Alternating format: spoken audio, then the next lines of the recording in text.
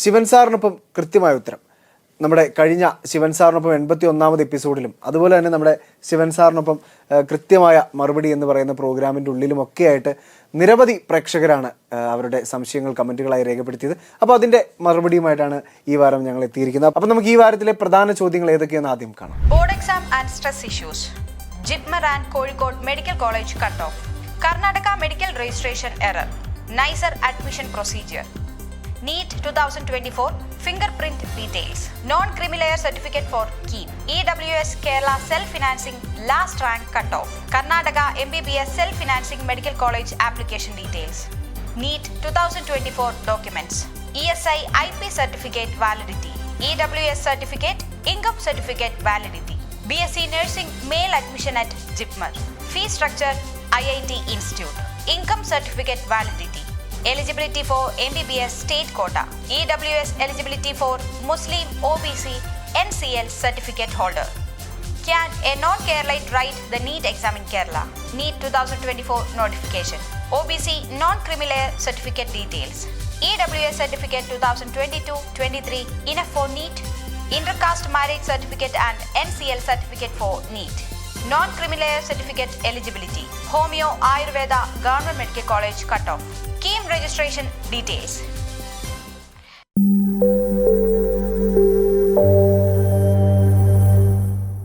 ആദ്യ ചോദ്യത്തിലേക്ക് ശിവൻ സാർ നമുക്ക് പ്രവേശിക്കാം. എനിക്ക് തോന്നുന്നു ബോർഡ് എക്സാമിൻ്റെ ഒക്കെ ഒരു കാലഘട്ടമാണ്.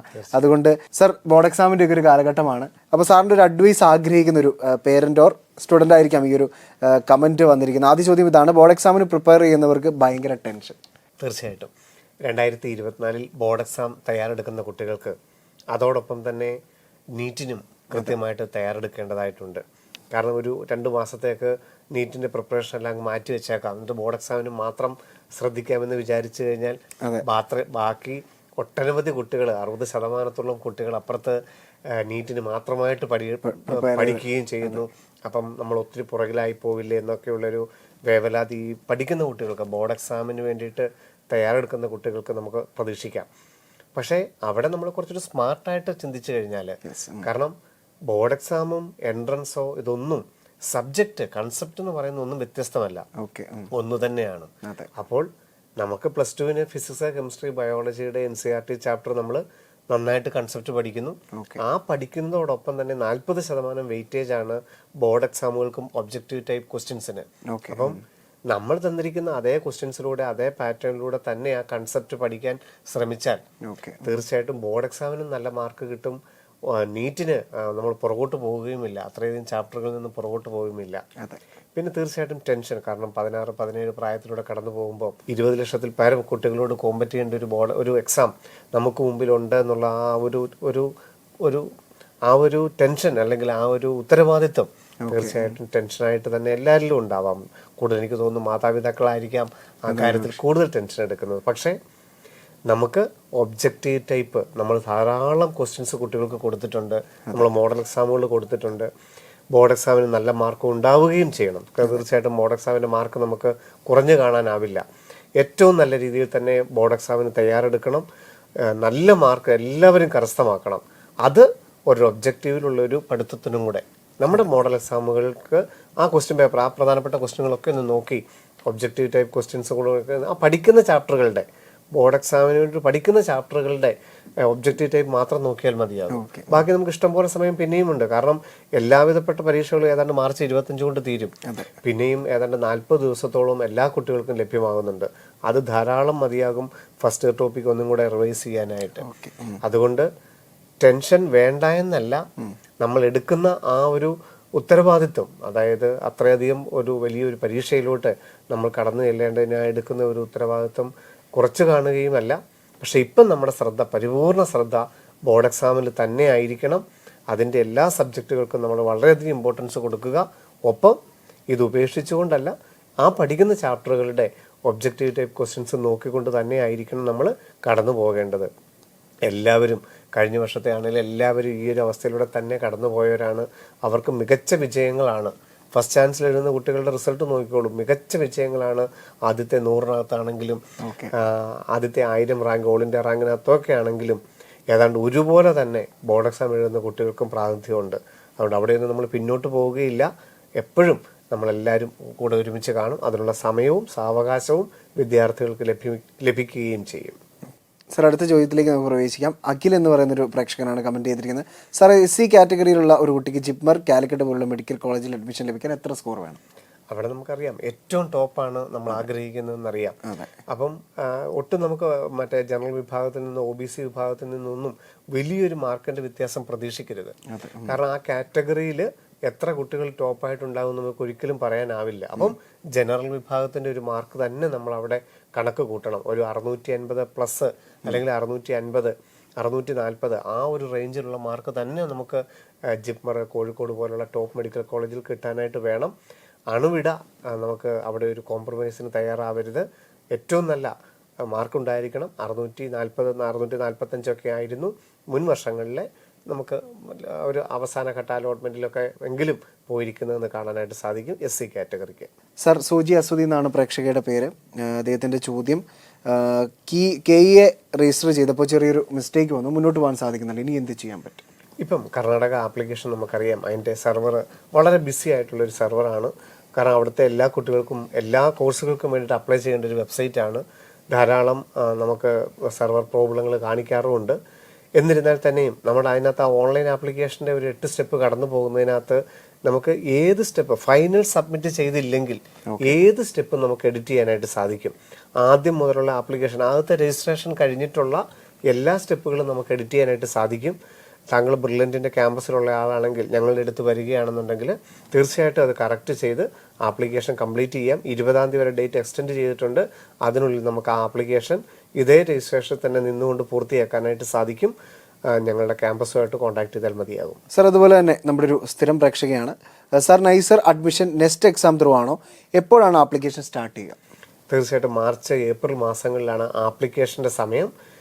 ജൂൺ ആദ്യത്തെ ആഴ്ചയൊക്കെ ആയിരിക്കും പരീക്ഷ, അല്ലെങ്കിൽ മെയ് ലാസ്റ്റ് സൺഡേ അല്ലെ ജൂൺ ഫസ്റ്റ് വീക്കിലായിരിക്കും നൈസറിൻ്റെ എക്സാം വരുന്നത്. ഫിസിക്സ്, കെമിസ്ട്രി, മാത്തമാറ്റിക്സ് അല്ലെങ്കിൽ ഫിസിക്സ്, കെമിസ്ട്രി, ബയോളജി 4 സബ്ജക്റ്റും ഉണ്ടായിരിക്കും. ഏറ്റവും കൂടുതൽ മാർക്ക് കിട്ടുന്ന 3 സബ്ജക്റ്റുകളുടെ പേഴ്സൻറ്റേജ് സ്കോർ അനുസരിച്ചായിരിക്കും നമുക്ക് നൈസറിൻ്റെ റാങ്ക് തയ്യാറാക്കുന്നത്. ജൂൺ ആദ്യ ആഴ്ച തന്നെ നമുക്ക് പ്രതീക്ഷിക്കാം. ഈ വർഷത്തെ നോട്ടിഫിക്കേഷൻ ഏറ്റവും അടുത്ത് തന്നെ നൈസർ നെസ്റ്റിൻ്റെ വെബ്സൈറ്റിൽ പ്രസിദ്ധീകരിക്കുകയും ചെയ്യും. മുഴുവൻ അഡ്മിഷനും നെക്സ്റ്റ് എക്സാമിൽ കൂടെ മാത്രമാണ്. നമുക്ക് ബാക്കി ഐസറൊക്കെ പറയുമ്പോൾ നമുക്ക് പല ചാനലുകളുണ്ടെങ്കിലും നൈസർ ഭുവനേശ്വറിലെയും മുംബൈയിലെ ക്യാമ്പസുകളിലെയും 100% അഡ്മിഷനും നെക്സ്റ്റ് എക്സാം വഴി മാത്രമാണ്. സാർ, അതുപോലെ തന്നെ ജാസ്മിൻ എന്ന് പറയുന്ന ഒരു പ്രേക്ഷകയാണ്. ഈ ഒരു ചോദ്യം പല എപ്പിസോഡുകളായിട്ട് സാർ പറഞ്ഞതാണെങ്കിലും ഒരിക്കൽ കൂടി നമുക്ക് പ്രേക്ഷകയ്ക്ക് വേണ്ടി പറയാം. ഫിംഗർ പ്രിന്റ് പതിച്ച കഴിഞ്ഞ വർഷത്തെ പേപ്പർ ഈ വർഷം യൂസ് ചെയ്യാമോ സാർ? തീർച്ചയായിട്ടും. കാരണം റിപ്പീറ്റ് ഒക്കെ ചെയ്യുന്ന കുട്ടികൾക്ക് കഴിഞ്ഞ വർഷത്തെ ഇമേജുകൾ, ഫോട്ടോ, സിഗ്നേച്ചർ, 10 വിരലുടെയും impression, post card size photo എന്നിവ മുൻ വർഷങ്ങളിൽ ഉപയോഗിക്കാമോ എന്നൊരു ചോദ്യമാണ് പങ്കുവച്ചിരിക്കുന്നത്.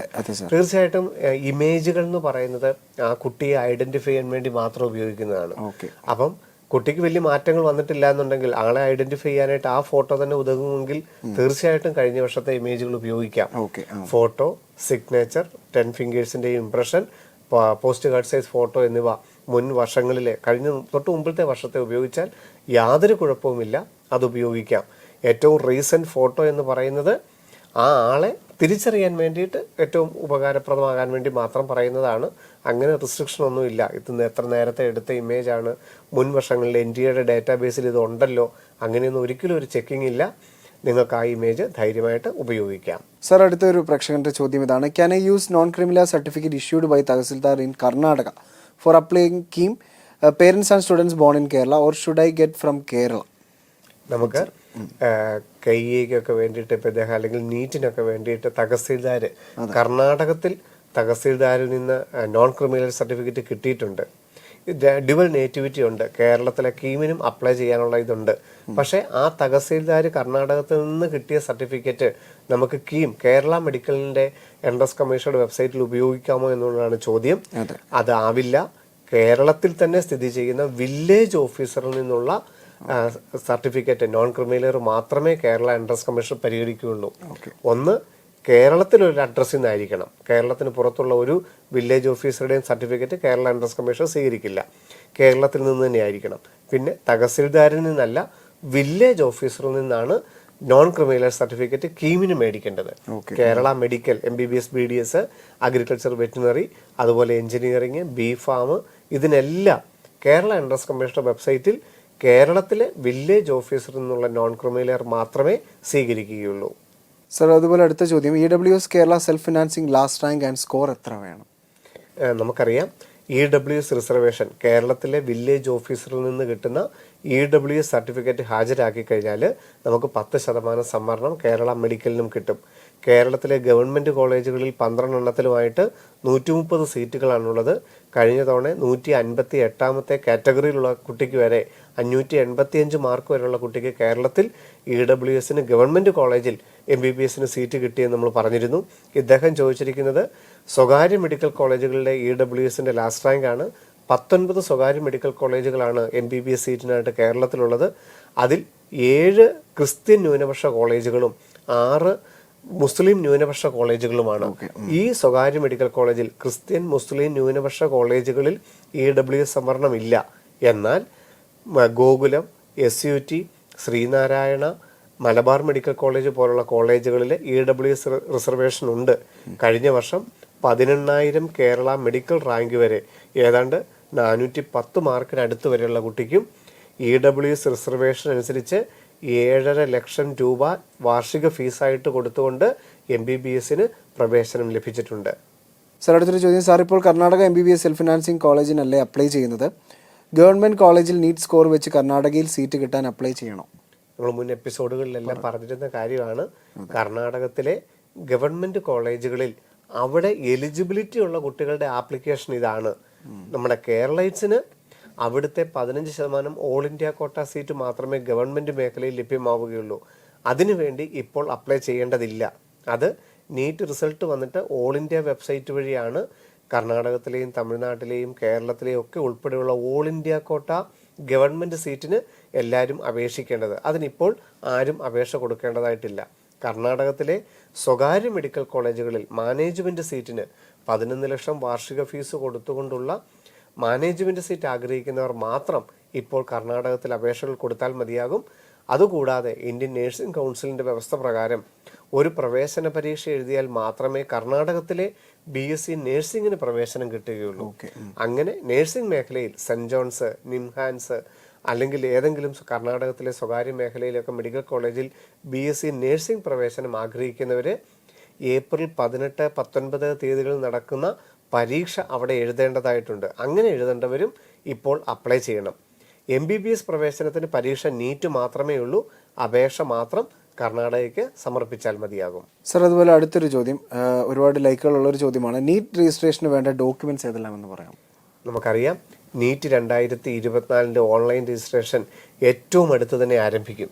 ഏറ്റവും അടുത്ത് തന്നെ, ഈ ആഴ്ച തന്നെയാണ്. അങ്ങനെ ഏറ്റവും അടുത്ത് തന്നെ ആരംഭിക്കും.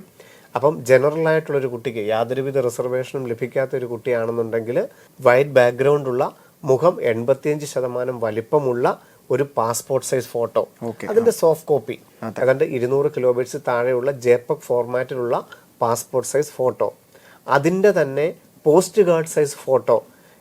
ഇതിന് രണ്ടിലും പേരും ഡേറ്റും ഒന്നും വേണമെന്നുള്ള നിർബന്ധമൊന്നുമില്ല. ഉണ്ടെങ്കിൽ നല്ലത്, പേരും ഫോട്ടോ എടുത്ത ഡേറ്റും ഉണ്ടെങ്കിൽ നല്ലതെന്ന് മാത്രം, യാതൊരുവിധ നിർബന്ധവുമില്ല. വൈറ്റ് ബാക്ക്ഗ്രൗണ്ട് ആയിരിക്കണം, മുഖം തിരിച്ചറിയണം, ചെവി രണ്ടും വ്യക്തമായിട്ട് കാണണമെന്ന നിബന്ധന പ്രോസ്പെക്ടസിൽ പറയുന്നുണ്ടെങ്കിലും തട്ടമിട്ടുകൊണ്ട് ഫോട്ടോ എടുക്കുന്നത് കൊണ്ടോ കണ്ണാടി വെച്ച് ഫോട്ടോ എടുക്കുന്നത് കൊണ്ടോ ഒന്നും യാതൊരു ബുദ്ധിമുട്ടുമില്ല. അതായത് ആ കുട്ടിയെ തിരിച്ചറിയുക എന്നുള്ളത് മാത്രം നിങ്ങൾ മനസ്സിലാക്കിയാൽ മതിയാകും. അതിനപ്പുറത്ത് ഫോട്ടോയ്ക്ക് യാതൊരു ഇമ്പോർട്ടൻസും കൊടുക്കേണ്ടതില്ല.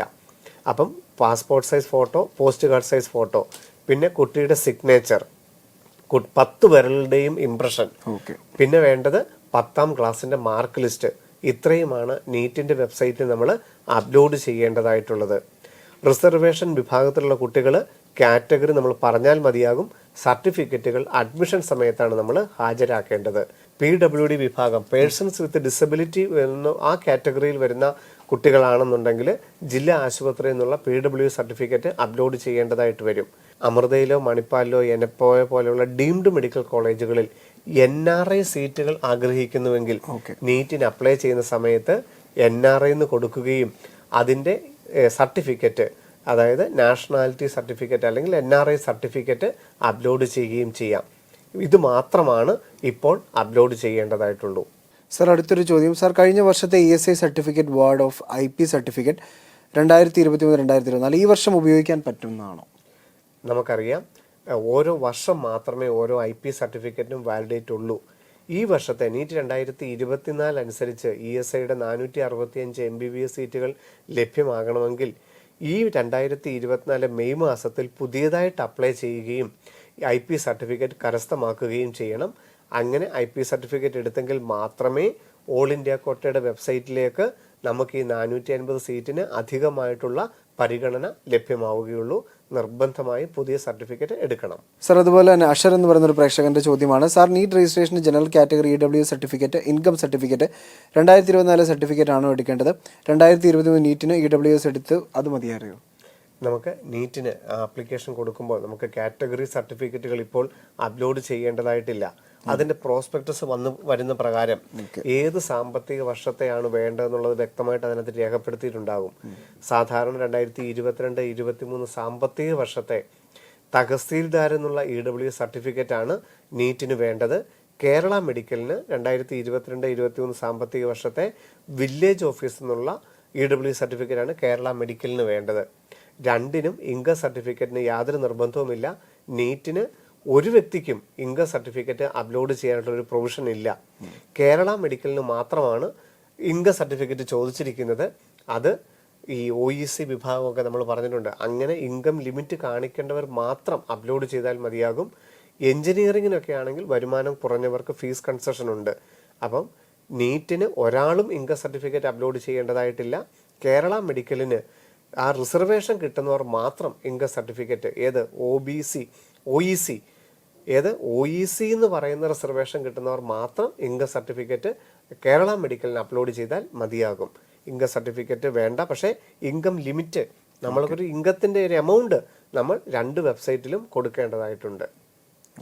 അതിന് സർട്ടിഫിക്കറ്റിൻ്റെ പിന്തുണ ആവശ്യമില്ല. സർ, അതുപോലെ അടുത്തൊരു ചോദ്യം. ജിപ്മർ BSc നഴ്സിംഗിന് മെയിൽ സ്റ്റുഡൻസ് ഉണ്ടോ? ഇത് എപ്പോഴാണ് അപ്ലൈ ചെയ്യേണ്ടത്? ഏതൊക്കെ ഡോക്യുമെന്റ്സ് വെക്കണം? ജിപ്മറിലെ BSc നഴ്സിംഗിന് 92 സീറ്റുകളാണുള്ളത്. നീറ്റ് 2024 റാങ്കിനനുസരിച്ചാണ് നമുക്ക് പ്രവേശനം കിട്ടുക. അതിൽ 9 സീറ്റുകളാണ് ആൺകുട്ടികൾക്കായിട്ട് മാറ്റിവെച്ചിരിക്കുന്നത്. നീറ്റ് റിസൾട്ട് ജൂൺ മാസത്തിൽ പ്രസിദ്ധീകരിച്ചതിന് ശേഷം ജൂലൈ അല്ലെങ്കിൽ ഓഗസ്റ്റ് മാസത്തിൽ മാത്രമേ ജിപ്മർ BSc നഴ്സിംഗിനായിട്ട് ആപ്ലിക്കേഷൻ ക്ഷണിക്കുകയുള്ളൂ. സെപ്പറേറ്റ് അപ്ലൈ ചെയ്യുകയും അപ്ലൈ ചെയ്തവരിൽ നിന്ന് ഷോർട്ട് ലിസ്റ്റിൽ ഉൾപ്പെടുത്തിയിരിക്കുന്നവരെ നേരിട്ട് ജിപ്മർ ക്യാമ്പസിലോട്ട് വിളിക്കുകയും സർട്ടിഫിക്കറ്റ് വെരിഫിക്കേഷന് ശേഷം സെപ്റ്റംബറിൽ ക്ലാസുകൾ തുടങ്ങുകയും ചെയ്യും. ആൺകുട്ടികൾ 9 കുട്ടികളാണ് ഓരോ വർഷവും BSc നഴ്സിംഗിന് ജിപ്മർ ക്യാമ്പസിൽ ജിപ്മർ പോണ്ടിച്ചേരിയിൽ പ്രവേശനം ലഭിക്കുന്നത്. സർ, IIT കോളേജിൽ അഡ്മിഷൻ കിട്ടിക്കഴിഞ്ഞാൽ ഫീസ് വേണം? ഇദ്ദേഹം ഉദ്ദേശിച്ചിരിക്കുന്നത് എനിക്ക് തോന്നുന്നു IIT മദ്രാസ്, IIT മുംബൈ പോലുള്ളിടത്തായിരിക്കും. തീർച്ചയായിട്ടും IITക്ക് JEE അഡ്വാൻസ്ഡ് വെച്ച് നമുക്ക് പ്രവേശനം കിട്ടുന്നതെന്ന് അറിയാം. ഏതാണ്ട് 2.5 lakhs പെർ ഇയർ, 2.5 ലക്ഷം പെർ ഇയർ ആണ് IITകളിലെ ഫീസ്. എന്നാൽ നമ്മളുടെ വരുമാനത്തിനനുസരിച്ച് അവിടെ ഫീസ് ഘടനയിൽ വ്യത്യാസമുണ്ട്. നമ്മൾ ആനുവൽ ഫാമിലി ഇൻകം 1 ലക്ഷത്തിൽ താഴെയാണെങ്കിൽ IITയിൽ ഫീസ് ഇല്ല. 1 ലക്ഷത്തിനും 5 ലക്ഷത്തിനും ഇടയ്ക്കാണ് നമ്മളുടെ ആനുവൽ ഇൻകം എങ്കിൽ 25% ഫീസ് മാത്രം നമ്മൾ അടച്ചാൽ മതിയാകും. 75% നമുക്ക് കൺസെഷനായിട്ട് ലഭിക്കും. 5 ലക്ഷത്തിന് മുകളിൽ വാർഷിക വരുമാനമാണെങ്കിൽ 2.5 ലക്ഷം പെർ ഇയർ ആണ് IITകളിലെ ഫീസ്. സർ, അടുത്തൊരു ചോദ്യം. എൻ്റെ ഇൻകം സർട്ടിഫിക്കറ്റ് 3 ഏപ്രിൽ 2023 ആണ്. അപ്പോൾ അത് നീറ്റ് അപ്ലൈ ചെയ്യാൻ പറ്റുമോ സർ? നീറ്റ് അപ്ലൈ ചെയ്യാനായിട്ട് ഇൻകം സർട്ടിഫിക്കറ്റിൻ്റെ ആവശ്യമില്ല. അത് അപ്ലോഡ് ചെയ്യാനുള്ളൊരു പ്രൊവിഷനും ഇല്ല. എന്നാൽ അതിനകത്ത് ഒരു ഇൻകം, ഒരു റേഞ്ച് വെറുതെ നമ്മൾ കാണിക്കേണ്ടതായിട്ടുണ്ട്. അത് ഇപ്പോൾ തങ്ങളുടെ കയ്യിൽ ഇരിക്കുന്ന സർട്ടിഫിക്കറ്റ് അനുസരിച്ച് കാണിക്കാനായിട്ട് സാധിക്കും. കേരള മെഡിക്കലിന് മാർച്ച് മാസത്തിൽ അപ്ലൈ ചെയ്യുമ്പോൾ ഇൻകം സർട്ടിഫിക്കറ്റിന് ഒരു കോളം, ഒരു സർട്ടിഫിക്കറ്റ് അപ്ലോഡ് ചെയ്യാനുള്ള കോളം ഉണ്ട്. അവിടെ താങ്കൾക്ക് ഈ സർട്ടിഫിക്കറ്റ് അപ്ലോഡ് ചെയ്യാനായിട്ട് സാധിക്കും. പ്രത്യേകിച്ച് നമുക്ക് അതുകൊണ്ടൊരു ഗുണമൊന്നുമില്ലെങ്കിലും ഈ സർട്ടിഫിക്കറ്റ് അപ്ലോഡ് ചെയ്യാൻ കേരള മെഡിക്കലിന് കേരള എൻട്രൻസ് കമ്മീഷന്റെ വെബ്സൈറ്റിൽ സാധിക്കും. നീറ്റിന് അങ്ങനെ ഒരു സർട്ടിഫിക്കറ്റ് അപ്ലോഡ് ചെയ്യാനുള്ളൊരു പ്രൊവിഷൻ ഇല്ല. സർ, അതുപോലെ തന്നെ സിജു വർഗീസ് എന്ന് പറയുന്ന ഒരു പ്രേക്ഷകനാണ്. Is it necessary for students to study +1 and +2 in Kerala, apply in state quota? Can a student completed +2 in abroad apply in all quotas like all India, general, state, etc. Is there any restrictions for them? Kindly advise. വിദേശ മലയാളികളുടെ എല്ലാം തന്നെയുള്ള ഒരു സംശയമാണ്. വർഷങ്ങളായിട്ട് 20-30 വർഷങ്ങളൊക്കെ ആയിട്ട് വിദേശത്താണ്, NRI ആണ്, അപ്പൊ കുട്ടി ജനിച്ചതും കുട്ടി പഠിച്ചതും ഒക്കെ വിദേശത്താണെങ്കിൽ, അല്ലെങ്കിൽ +1 +2 പഠനം കൊണ്ട് വിദേശത്തൊക്കെ ആണെങ്കിൽ കേരളത്തിൽ ഏതെങ്കിലും സീറ്റുകൾ നഷ്ടപ്പെടുമോ, അല്ലെങ്കിൽ ഇന്ത്യയിൽ ഏതെങ്കിലും സീറ്റുകൾ നഷ്ടപ്പെടുമോ എന്നുള്ളത്. മെഡിക്കൽ വിഭാഗത്തിൽ യാതൊരുവിധ സീറ്റുകളും NRI ആണെന്നുള്ള ഒറ്റ കാരണം കൊണ്ട് നഷ്ടപ്പെടുകയില്ല. ജനറൽ സീറ്റ്, OBC പോലുള്ള റിസർവേഷൻ സീറ്റുകൾ, ഗവൺമെൻറ് സീറ്റുകൾ, മാനേജ്മെൻറ്റ് സീറ്റുകൾ, എല്ലാ സീറ്റുകൾക്കും, അതായത് കേരളത്തിൽ ജനിച്ച് കേരളത്തിൽ +2 പഠിക്കുന്ന ഒരു വിദ്യാർത്ഥിക്ക് ലഭിക്കുന്ന എല്ലാ സീറ്റുകളും താങ്കളുടെ കുട്ടിക്കും ലഭിക്കും.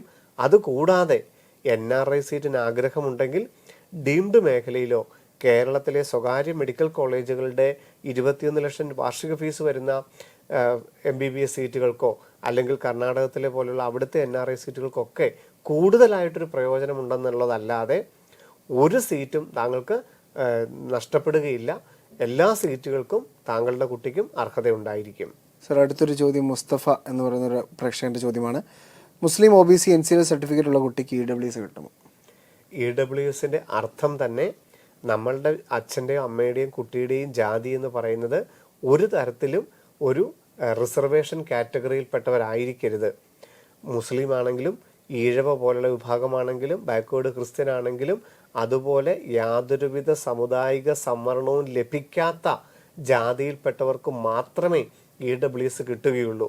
അതുകൊണ്ട് ഒരു മുസ്ലിം വിഭാഗമാണെങ്കിലും ഒരു ഈഴവ വിഭാഗമാണെങ്കിലും ലാറ്റിൻ കാത്തലിക്സ് ആണെങ്കിലും ബാക്ക്വേർഡ് ക്രിസ്ത്യൻ ആണെങ്കിലും വിശ്വകർമ്മ അങ്ങനെയുള്ള ഒരു വിഭാഗത്തിനും EWS പരിരക്ഷ ലഭിക്കുകയില്ല.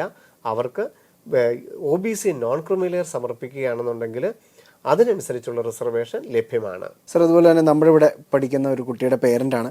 അദ്ദേഹത്തിൻ്റെ ചോദ്യം ഇതാണ്. അദ്ദേഹത്തിൻ്റെ മോള് born and brought up in Delhi. അദ്ദേഹത്തിന് കേരളത്തിലെ നീറ്റ് എക്സാം എഴുതാൻ സാധിക്കുമോ? പക്ഷേ കേരളത്തിലെ ഒരു ID പ്രൂഫും മോൾക്കില്ല. തീർച്ചയായിട്ടും ജനിച്ചതും +1 +2 പഠിച്ചതും എല്ലാം ഡൽഹിയിലാണ്. ഇവിടെ കേരളത്തിൽ പരീക്ഷ എഴുതാനായിട്ട് സാധിക്കുമോ, കേരളത്തിലെ സീറ്റുകൾക്ക് എലിജിബിലിറ്റി ഉണ്ടോ നമ്മൾ ചോദിച്ചിട്ടില്ലെങ്കിൽ പോലും അതും കൂടെ നമുക്ക് ഉൾപ്പെടുത്താം. അതെ സർ. അപ്പം നമ്മുടെ കേരളത്തിലെ നിയമം അനുസരിച്ച് അച്ഛൻ, അമ്മ, കുട്ടി ഇവരിൽ ആരെങ്കിലും ഒരാളെങ്കിലും കേരളത്തിൽ ജനിക്കുക മാത്രം ചെയ്തിട്ടുണ്ടെങ്കിൽ പോലും കേരളത്തിലെ എല്ലാ സീറ്റുകൾക്കും അർഹതയുണ്ട്. ഡൽഹിയിൽ ബാക്കി കുട്ടി പഠിക്കുകയും കുട്ടി ജനിക്കുകയും കുട്ടി പഠിക്കുകയും ഒക്കെ ചെയ്തത് ഡൽഹിയിലായതുകൊണ്ട് അവിടുത്തെ സീറ്റുകൾക്കും അവിടുത്തെ സ്റ്റേറ്റ് കോട്ട സീറ്റുകൾക്കും അർഹതയുണ്ട്. 2 സ്റ്റേറ്റുകളിലും താങ്കൾക്ക് അപ്ലൈ ചെയ്യാം. കേരളത്തിൽ പരീക്ഷ എഴുതുന്ന കാര്യമാണ് ചോദിച്ചിരിക്കുന്നത്. ഈ അഡ്രസ് പ്രൂഫ് നമ്മൾ നീറ്റിന് അപ്ലൈ ചെയ്യുമ്പോൾ പെർമനന്റ് അഡ്രസ്സ് ഡൽഹി ആയിട്ടും പ്രസന്റ് അഡ്രസ്സ് കേരളത്തിലെ ഒരു അഡ്രസ്സ് നമ്മളിവിടെ കാണിക്കണം. നമ്മളുടെ അച്ഛൻ്റെയോ ഗ്രാൻഡ് പേരൻസിൻ്റെയോ ഏതെങ്കിലും, അതിന് പ്രൂഫ് ഒന്നും വേണമെന്നില്ല. പക്ഷെ കേരളത്തിലെ ഒരു അഡ്രസ്സ് നമുക്ക് പ്രസന്റ് അഡ്രസ്സിൽ എൻ്റർ ചെയ്താൽ തീർച്ചയായിട്ടും താങ്കളുടെ കുട്ടിക്ക് കേരളത്തിൽ പരീക്ഷ എഴുതുകയും 2 സംസ്ഥാനങ്ങളുടെയും മുഴുവൻ സീറ്റുകൾക്കും അർഹത ലഭിക്കുകയും ചെയ്യും. സർ, അടുത്തൊരു ചോദ്യം സുധീർ എന്ന് പറയുന്നൊരു പ്രേക്ഷകന്റെ ചോദ്യമാണ്. നീറ്റ് നോട്ടിഫിക്കേഷൻ എന്ന് വരും? നമ്മൾ പറഞ്ഞു കഴിഞ്ഞതാണല്ലേ. അതെ. ഏറ്റവും എളുപ്പം, കാരണം എല്ലാ പ്രവർത്തനങ്ങളും NDAയുടെ ഭാഗത്തു നിന്ന് പൂർത്തിയായിട്ടുണ്ട്. പക്ഷെ NDAക്ക് ഒരു സാവകാശമുണ്ട്. കാരണം എക്സാമിന് 60 ദിവസം മുമ്പെങ്കിലും നോട്ടിഫിക്കേഷൻ പ്രസിദ്ധീകരിക്കണമെന്ന് മാത്രമേ നിയമമുള്ളൂ. അതുകൊണ്ട് മാർച്ച് 5-ാം തീയതിക്ക് മുമ്പിൽ എപ്പോഴെങ്കിലും പ്രസിദ്ധീകരിച്ചാൽ മതി. എന്നിരുന്നാൽ പോലും നമുക്ക് ലഭിക്കുന്ന അറിവ് ശരിയാണെന്നുണ്ടെങ്കിൽ ഏറ്റവും അടുത്ത് ഈ ആഴ്ച തന്നെ നീറ്റിന്റെ ആപ്ലിക്കേഷൻ വരും. ലോക്സഭാ ഇലക്ഷനുമായിട്ട് ബന്ധപ്പെട്ട് എന്തെങ്കിലും നോട്ടിഫിക്കേഷൻ താമസം ഉണ്ടായാൽ മാത്രമേ ഉള്ളൂ. ഇല്ലെങ്കിൽ ഈ ആഴ്ച തന്നെ നമുക്ക് ഓൺലൈൻ ആപ്ലിക്കേഷൻ ആരംഭിക്കും. സർ, അതുപോലെ തന്നെ അടുത്തൊരു ചോദ്യം. OBC നോൺ ക്രിമിലെയർ സർട്ടിഫിക്കറ്റ് പ്രോസ്പെക്ടസിൽ നിന്ന് പ്രിന്റ് ചെയ്ത് ഫില്ല് ചെയ്ത് തഹസിൽദാറിന്റെ സൈൻ വാങ്ങി സ്കാൻ ചെയ്ത് അപ്ലോഡ് ചെയ്യുകയാണ് ചെയ്യേണ്ടത്. OBC നോൺ ക്രിമിലെയറിന്റെ മാതൃക നീറ്റിന്റെ പ്രോസ്പെക്ടസിൽ തന്നിട്ടുണ്ട്. അത് ഓഫ്ലൈൻ ആയിട്ട് നമുക്ക് വില്ലേജ് ഓഫീസറുടെ റെക്കമെൻഡേഷനോടുകൂടി തഹസിൽദാരിൽ നിന്ന് ഒപ്പിട്ട് മേടിക്കുന്നത് കൊണ്ട് കുഴപ്പമൊന്നുമില്ല. പക്ഷെ അതിന് നമുക്ക് പ്രോസസ്സ് ഒത്തിരി ഉണ്ട്. നമ്മൾ ഇതിൽ നിന്ന് ഡൗൺലോഡ് ചെയ്യണം. നമുക്ക് വില്ലേജ് ഓഫീസറെ കണ്ടിട്ട് നമ്മളെ റെക്കമെൻഡേഷൻ ലെറ്റർ തയ്യാറാക്കിയിട്ട് അതുമായിട്ട് നമ്മൾ താലൂക്ക് ഓഫീസിൽ പോയിട്ടൊക്കെയാണ് മേടിക്കേണ്ടത്. യാതൊരു കുഴപ്പമില്ല, അതിന് സാധ്യതയുണ്ട്. എന്നാലും ഇപ്പോൾ ഏറ്റവും എളുപ്പം അക്ഷയ കേന്ദ്രത്തിൽ നിന്ന് ഓൺലൈനായിട്ട് മേടിക്കുന്നതാണ്. നമുക്ക് കേരളത്തിൽ വില്ലേജ് ഓഫീസറുടെ കയ്യിൽ നിന്നും സ്റ്റേറ്റ് പർപ്പസിനും തഹസീൽദാരിൽ നിന്ന് സെൻട്രൽ പർപ്പസിന് നീറ്റിനും നമുക്ക് മേടിക്കേണ്ടതായിട്ടുണ്ട്. അപ്പോൾ ഈ 2 നോൺ ക്രിമിലെയർ സർട്ടിഫിക്കറ്റ് നമുക്ക് അക്ഷയ വഴി സെൻട്രൽ പർപ്പസ് എന്നും സ്റ്റേറ്റ് പർപ്പസ് എന്നും പറഞ്ഞ് ഇപ്പോൾ തന്നെ മേടിക്കാനായിട്ട് സാധിക്കും ഓൺലൈനായിട്ട്. ഓക്കെ. ഓൺലൈൻ സർട്ടിഫിക്കറ്റിന് എല്ലാ സീറ്റുകൾക്കും എയിംസ്, ഓൾ ഇന്ത്യ കോട്ട, ജിപ്മർ, ESI, കേരളത്തിലെ സ്റ്റേറ്റ് കോട്ട എല്ലാത്തിനും ഓൺലൈൻ സർട്ടിഫിക്കറ്റിന് വാലിഡിറ്റി ഉണ്ട്. അതുകൊണ്ട് ഓൺലൈനായിട്ട് മേടിക്കുന്നതാണ് എളുപ്പം എന്ന് പറഞ്ഞ് ഓഫ്ലൈനായിട്ട് തന്നെ പോയി മേടിക്കാൻ ആർക്കും ആഗ്രഹം ഉണ്ടെങ്കിൽ അത് കുഴപ്പമൊന്നുമില്ല, നിർബന്ധമൊന്നുമില്ല. ഓഫ്ലൈനായിട്ട് മേടിച്ച് മതിയാകുമെന്ന് നിർബന്ധമില്ല. ഓൺലൈനുള്ള സർട്ടിഫിക്കറ്റ് വാലിഡ് ആണ്. സർ, അതുപോലെ തന്നെ അടുത്തൊരു ചോദ്യം, സർ നീറ്റ് EWS സർട്ടിഫിക്കറ്റ് 2022-2023 മതിയോ? നമ്മൾ തൊട്ട് മുമ്പ് പറഞ്ഞു കഴിഞ്ഞതാണ്. ദയവായിട്ട് ഈ ആഴ്ച നോട്ടിഫിക്കേഷൻ വരുന്നിടം വരെ, പ്രോസ്പെക്ടസ് വരുന്നിടം വരെ ക്ഷമിക്കണം. സാധാരണ വരാനുള്ളത് 2022-2023 സാമ്പത്തിക വർഷത്തെ EWS സർട്ടിഫിക്കറ്റ് ആണ് വരാനുള്ള സാധ്യത. സർ, അതുപോലെ അടുത്തൊരു ചോദ്യം വരുന്നത്, father Muslim mother Hindu intercaste marriage certificate upload ചെയ്യണോ? കൂടുതൽ റിസർവേഷനുള്ള NCL മാത്രം അപ്ലോഡ് ചെയ്താൽ മതിയോ? നമുക്ക് കേരളത്തിലാണ് വിവിധ സമുദായത്തിൽപ്പെട്ടവരാണ് അച്ഛനും അമ്മയും എങ്കിൽ നമുക്കതിനകത്ത് കൂടുതൽ റിസർവേഷൻ കിട്ടുന്നത് ഏത് ജാതിയാണോ, ഏത് റിസർവേഷനാണോ അതിൻ്റെ സർട്ടിഫിക്കറ്റ് അപ്ലോഡ് ചെയ്യാം എന്നൊരു നിയമമുള്ളത്. ഇവിടെ നമുക്ക് നോൺ ക്രിമിലെയർ സർട്ടിഫിക്കറ്റ് മാത്രം അപ്ലോഡ് ചെയ്താൽ മതിയാകും. ഇന്റർകാസ്റ്റ് മാരേജ് സർട്ടിഫിക്കറ്റിന്റെ പരിധിയിൽ ഇത് വരികയില്ല. കൂടുതൽ റിസർവേഷൻ കിട്ടാൻ സാധ്യത ഏതാണോ, വില്ലേജ് ഓഫീസർ ഏത് സർട്ടിഫിക്കറ്റ് തരുമോ ആ സർട്ടിഫിക്കറ്റ് നമുക്ക് കേരളയുടെ സൈറ്റിൽ അപ്ലോഡ് ചെയ്താൽ ആ റിസർവേഷൻ കിട്ടും. ഇന്റർകാസ്റ്റ് മാരേജ് സർട്ടിഫിക്കറ്റ് സമർപ്പിക്കേണ്ടത് അച്ഛനോ അമ്മയോ ആരെങ്കിലും ഒരാൾ SC വിഭാഗത്തിലോ ST വിഭാഗത്തിലോ ഉണ്ടാവുകയാണെങ്കിൽ മാത്രമാണ് തഹസിൽദാരിൽ നിന്നുള്ള ഇന്റർകാസ്റ്റ് മാരേജ് സർട്ടിഫിക്കറ്റ് സമർപ്പിക്കേണ്ടത്. അങ്ങനെയുള്ളവർക്ക് ഏത് സീറ്റിൽ പ്രവേശനം കിട്ടിയാലും ട്യൂഷൻ ഫീസ് കൊടുക്കേണ്ടതായിട്ടില്ല. അത് അച്ഛനോ അമ്മയോ ആരെങ്കിലും ഒരാൾ SC വിഭാഗമായിരിക്കണം, അല്ലെങ്കിൽ ST വിഭാഗമായിരിക്കണം. ഇവർ നോൺ ക്രിമിനൽ സർട്ടിഫിക്കറ്റ് മാത്രം അപ്ലോഡ് ചെയ്താൽ മതിയാകും. സർ, അതുപോലെ ജോയ്സി എന്ന് പറഞ്ഞൊരു പ്രേക്ഷകരുടെ കമന്റ് ആണ്, കുട്ടിയുടെ അമ്മ ലാറ്റിൻ ക്രിസ്ത്യൻ, ഫാദർ റോമൻ കത്തോലിക്കാണ്, അവരൊരു എയ്ഡഡ് സ്കൂളിലെ അധ്യാപകരാണ്, ഇവർക്ക് നോൺ ക്രിമിനൽ സർട്ടിഫിക്കറ്റ് അപേക്ഷിക്കാൻ സാധിക്കുമോ? തീർച്ചയായിട്ടും. കേരള എൻട്രൻസ് കമ്മീഷനുടെ പ്രോസ്പെക്ടസ് പ്രകാരം മിശ്ര വിവാഹിതരുടെ മക്കൾക്ക് രണ്ടുപേരും വ്യത്യസ്ത സമുദായത്തിൽപ്പെട്ടവരാണെങ്കിൽ അതിൽ കൂടുതൽ റിസർവേഷൻ കിട്ടാനുള്ള സാഹചര്യം ഏത് സമുദായത്തിനാണോ അതിൻ്റെ സർട്ടിഫിക്കറ്റ് അപ്ലോഡ് ചെയ്താൽ ആ റിസർവേഷൻ കുട്ടിക്ക് ലഭിക്കുമെന്നുള്ളതുണ്ട്.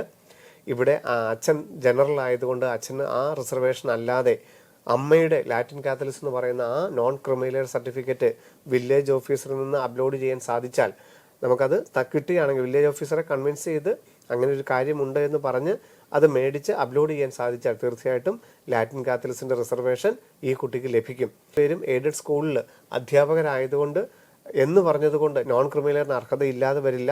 തീർച്ചയായിട്ടും ഇവർക്ക് നോൺ ക്രിമിനലിന് അർഹതയുണ്ട്. പിന്നെ അമ്മയുടെ സമുദായം വെച്ച് വേണം നോൺ ക്രിമിനൽ മേടിക്കാൻ എന്ന് മാത്രം. സർ, അതുപോലെ തന്നെ അടുത്തൊരു ചോദ്യം, ഹോമിയോ ആയുർവേദ ഗവൺമെന്റ് കോളേജുകളിൽ സീറ്റ് കിട്ടാൻ ഏകദേശം എത്ര മാർക്ക് വേണം? നമുക്കറിയാം നീറ്റ് 2024 നിന്ന് ആയുർവേദം എടുക്കുമോ ഇല്ലയോ എന്നുള്ളത് ഇപ്പോഴും നമുക്ക് വ്യക്തമല്ല. നോട്ടിഫിക്കേഷൻ വരുന്നിടം വരെ നമുക്ക് കാത്തിരിക്കേണ്ടതായിട്ടുണ്ട്. ആയുർവേദത്തിന് സ്വന്തമായിട്ടൊരു നീറ്റ് പോലെയുള്ള എക്സാം നടത്തുമെന്നാണ് കേന്ദ്ര സർക്കാർ ഡിസംബറിൽ പ്രഖ്യാപിച്ച നോട്ടിഫിക്കേഷനിൽ പറഞ്ഞിരിക്കുന്നത്. എന്തായിരുന്നാലും 2023 സാധ്യത വെച്ച് നമ്മൾ നോക്കുകയാണെങ്കിൽ നീറ്റിൽ നിന്നാണ് ആയുർവേദവും ഹോമിയോയും കേരളത്തിലും ഓൾ ഇന്ത്യ തലത്തിലും പ്രവേശനം എടുത്തത്. അതിൽ കേരളത്തിൽ 5 ആയുർവേദ കോളേജുകളും 10 സെൽഫ് ഫിനാൻസിങ് ആയുർവേദ കോളേജുകളുമാണ് ഉള്ളത്. 5 ആയുർവേദ കോളേജുകളിൽ ഏതാണ്ട് 10,000 കേരള മെഡിക്കൽ റാങ്ക് വരെ 480-490 മാർക്ക് വരെ കിട്ടിയവർക്ക് കേരളത്തിൽ ഗവൺമെന്റ് മേഖലയിൽ ആയുർവേദത്തിന് സീറ്റ് കിട്ടിയിട്ടുണ്ട്.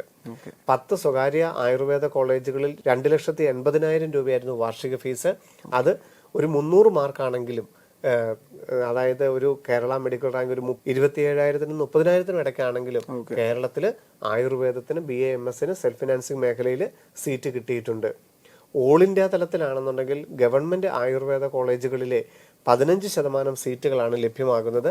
അതും ഏതാണ്ട് 450 മാർക്ക് 470 മാർക്ക് വരെയുള്ളവർക്ക് ആയുഷ് വെബ്സൈറ്റ് വഴി ആയുർവേദത്തിന് സെലക്ഷൻ കിട്ടിയിട്ടുണ്ട്. ഹോമിയോയുടെ കാര്യവും ഇതുപോലെ തന്നെയാണ്. അത് പക്ഷെ സ്വകാര്യ മേഖലയിലില്ല, ഗവൺമെന്റ് മേഖലയിൽ മാത്രമേ ഹോമിയോ കോളേജുകളുള്ളൂ. 5 കോളേജുകളിലും 4,000 രൂപ മാത്രമേ ഹോമിയോയ്ക്ക് BHMS വാർഷിക ഫീസ് ഉള്ളൂ. ഏതാണ്ട് കേരള മെഡിക്കൽ റാങ്ക് 12,000 വരെ ഒരു 460 മാർക്കായിരുന്നവർക്കും ഫസ്റ്റ് അലോട്ട്മെന്റിൽ തന്നെ BHMS കേരളത്തിൽ പ്രവേശനം കിട്ടിയിട്ടുണ്ട്. അഖിലേന്ത്യാ അടിസ്ഥാനത്തിൽ 450 മാർക്ക് 460 മാർക്ക് വരെയുള്ളവർക്കാണ് ആയുഷ് വെബ്സൈറ്റ് വഴി ഹോമിയോയ്ക്ക് പ്രവേശനം ലഭിച്ചത്. അപ്പം നമുക്കൊരു 500 മാർക്കൊക്കെ ഗവൺമെൻറ് മേഖലയിൽ കിട്ടുന്നതിനും ഒരു 400 മാർക്കാണെങ്കിലും സ്വകാര്യ മേഖലയിൽ കിട്ടുന്നതിനും നമുക്കൊരു ടാർഗറ്റായിട്ട് കണക്കാക്കാവുന്നതാണ്. സർ, അതുപോലെ അലൻ എന്ന് പറയുന്നൊരു പ്രേക്ഷകന്റെ ചോദ്യമാണ്, കേരളത്തിൽ എനിക്കും ഭാര്യയ്ക്കും വസ്തുവോ വീടോ ഇല്ല, ഇത് കേരള മെഡിക്കൽ പ്രവേശനത്തെ ഏതെങ്കിലും രീതിയിൽ ബാധിക്കുമോ? എനിക്ക് തോന്നുന്നു ഇത് പലർക്കും അറിവില്ലാത്തൊരു കാര്യമാണ്. കാരണം നമ്മുടെ ആണെങ്കിലും കൂട്ടുകാർക്കൊക്കെ നമുക്ക് വേണം പറഞ്ഞു കൊടുക്കാവുന്ന കാര്യമാണ്. കേരളത്തിൽ എലിജിബിലിറ്റി കിട്ടണമെങ്കിൽ ഒരേ ഒരു നിയമമാണ് ഏറ്റവും പ്രധാനമായിട്ടുള്ളത്. Either parents or student bone in Kerala. അച്ഛനോ അമ്മയോ കുട്ടിയോ ഈ 3 പേരിൽ ആരെങ്കിലും ഒരാൾ കേരളത്തിൽ ജനിച്ചാൽ മാത്രം മതി കേരളത്തിലെ മുഴുവൻ സീറ്റുകൾക്കും അർഹതയുണ്ടാവും. ഇവിടെ സ്ഥലം, ration card, Aadhaar, 10ാം class, 12ാം class ഇതൊന്നും വേണമെന്നില്ല. അച്ഛനോ അമ്മയോ കുട്ടിയോ ആരെങ്കിലും ഒരാൾ കേരളത്തിൽ ജനിച്ചാൽ മാത്രം മതി കേരളത്തിലെ സീറ്റിന് അർഹത കിട്ടാൻ. ഇനി അതല്ലാതെ ഈ 3 പേരും കേരളത്തിൽ ജനിച്ചിട്ടില്ലെങ്കിൽ 8 മുതൽ 12 വരെയുള്ള പഠനകാലം കേരളത്തിലാണെങ്കിലും കേരളത്തിലെ സീറ്റുകൾക്ക് റിസർവേഷൻ ഇല്ലാതെ ഗവൺമെൻറ് സീറ്റുകൾക്കും സ്വകാര്യ സീറ്റുകൾക്കും അർഹതയുണ്ടാവും. കേരളത്തിൽ സ്ഥലമോ വീടോ റേഷൻ കാർഡോ വേണമെന്ന യാതൊരു നിബന്ധനയും ഇല്ല. സർ, അതുപോലെ നമിത എന്ന് പറയുന്നൊരു പ്രേക്ഷകരുടെ ചോദ്യമാണ്, ഹിന്ദു കവതിയാൻ OBC ആണോ, കട്ട് ഓഫ് എത്രയായിരിക്കും? നമുക്ക് ഇങ്ങനെ ചെറിയ ചെറിയ സബ് കാസ്റ്റുകളെ നമുക്ക് വേർതിരിച്ചറിയാനായിട്ട് സാധിക്കുകയില്ല. കേരള കീം പ്രോസ്പെക്ടസ് നിലവിൽ വരുമ്പോൾ മാർച്ച് മാസത്തിൽ കേരള എൻട്രൻസ് കമ്മീഷന്റെ പ്രോസ്പെക്ടസ് വരുമ്പോൾ അതിനകത്ത് എല്ലാ ജാതി ഉപജാതി വിഭാഗങ്ങളെ ഏത് കാറ്റഗറിയിലാണ് ഉൾപ്പെടുത്തിയിരിക്കുന്നുള്ളത് വ്യക്തമായിട്ട് രേഖപ്പെടുത്തിയിട്ടുണ്ടായിരിക്കും. അത് നോക്കി മനസ്സിലാക്കിയിട്ട് അതിനനുസരിച്ചുള്ള നോൺ ക്രിമിലിയർ സർട്ടിഫിക്കറ്റും OEC വിഭാഗമാണെങ്കിൽ 6 ലക്ഷത്തിൽ താഴെയുള്ള വരുമാന സർട്ടിഫിക്കറ്റും അപ്ലോഡ് ചെയ്താൽ തീർച്ചയായിട്ടും OEC റിസർവേഷൻ ലഭിക്കും. അത് സ്പെസിഫിക് ആയിട്ടുള്ളത് നമുക്ക് 2024 പ്രോസ്പെക്ടസ് നിലവിൽ വന്നാൽ മാത്രമേ ഈ വർഷം ഇതിൽ ഈ വിഭാഗത്തിനെ ഏത് കാറ്റഗറിയിലാണ് ഉൾപ്പെടുത്തിയിരിക്കുന്നത് നമുക്ക് പറയാനായിട്ട് സാധിക്കുകയുള്ളൂ. OBC നോൺ ക്രിമിലിയർ വിഭാഗത്തിലാണെന്നുണ്ടെങ്കിൽ വില്ലേജ് ഓഫീസിൽ നിന്നുള്ള നോൺ ക്രിമിലിയർ മാത്രം മതിയാകും.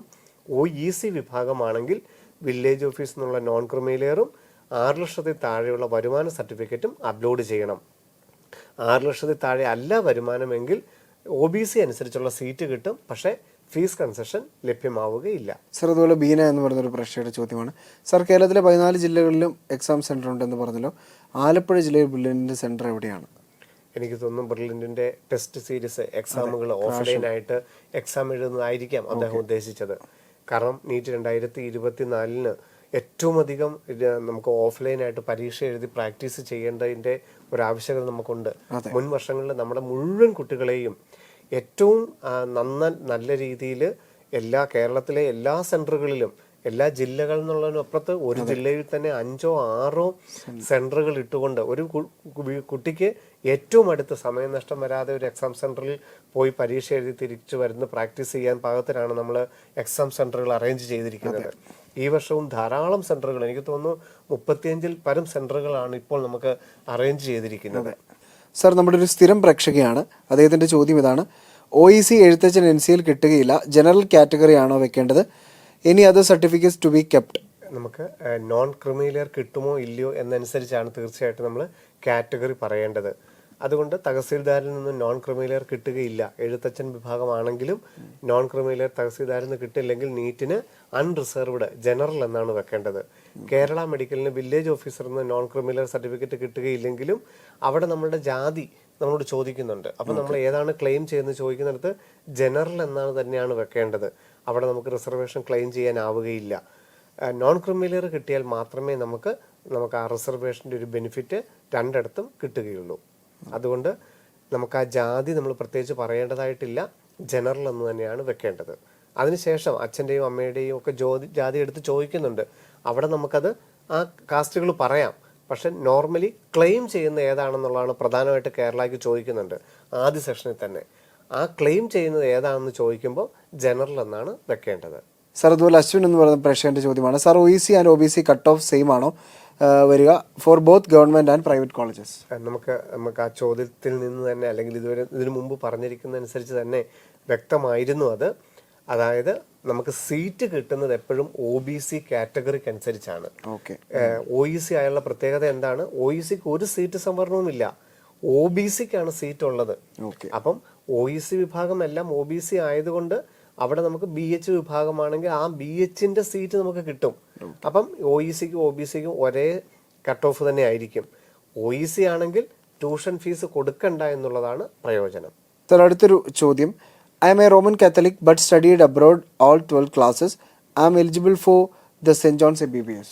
ഇല്ല, അവസാനത്തെ 7 വർഷം ഇന്ത്യൻ ഡൊമിസിലായവർക്ക് മാത്രമേ സെന്റ് ജോൺസിലെ മുഴുവൻ സീറ്റുകൾക്കും അർഹതയുണ്ടാവുകയുള്ളൂ. അതുകൊണ്ട് സെന്റ് ജോൺസ് മെഡിക്കൽ കോളേജിൽ പഠിക്കാനായിട്ട് നിർവാഹമില്ല. അപ്പം നമ്മൾ മുമ്പ് ഒരിക്കൽ പറഞ്ഞിരുന്നു, ഇതിന് തൊട്ട് മുമ്പ് ഒരു ചോദ്യത്തിന് NRI ആയതുകൊണ്ട് എവിടെയെങ്കിലും ഒരു സീറ്റ് നഷ്ടമുണ്ടോ എന്ന് ചോദിച്ചത്. സെന്റ് ജോൺസ് മെഡിക്കൽ കോളേജിൽ നമുക്ക് നഷ്ടമാണ്. ഇന്ത്യൻ ഡൊമിസിലായവർക്ക് മാത്രമേ സെന്റ് ജോൺസിൽ സീറ്റ് ലഭ്യമാവുകയുള്ളൂ. സർ, അതുപോലെ തന്നെ ഗംഗാ ഗോപാലൻ എന്ന് പറയുന്ന ഒരു പ്രേക്ഷകരുടെ ചോദ്യമാണ്. അദ്ദേഹം കാറ്റഗറി പറയുകയും പിന്നീട് സർട്ടിഫിക്കറ്റ് കിട്ടിയില്ലെങ്കിൽ എന്തായിരിക്കും ചെയ്യുക? നമുക്ക് നീറ്റിന് അപ്ലൈ ചെയ്യുമ്പോൾ നമ്മൾ OBC നോൺ ക്രിമിലെയർ എന്ന് വെച്ചു.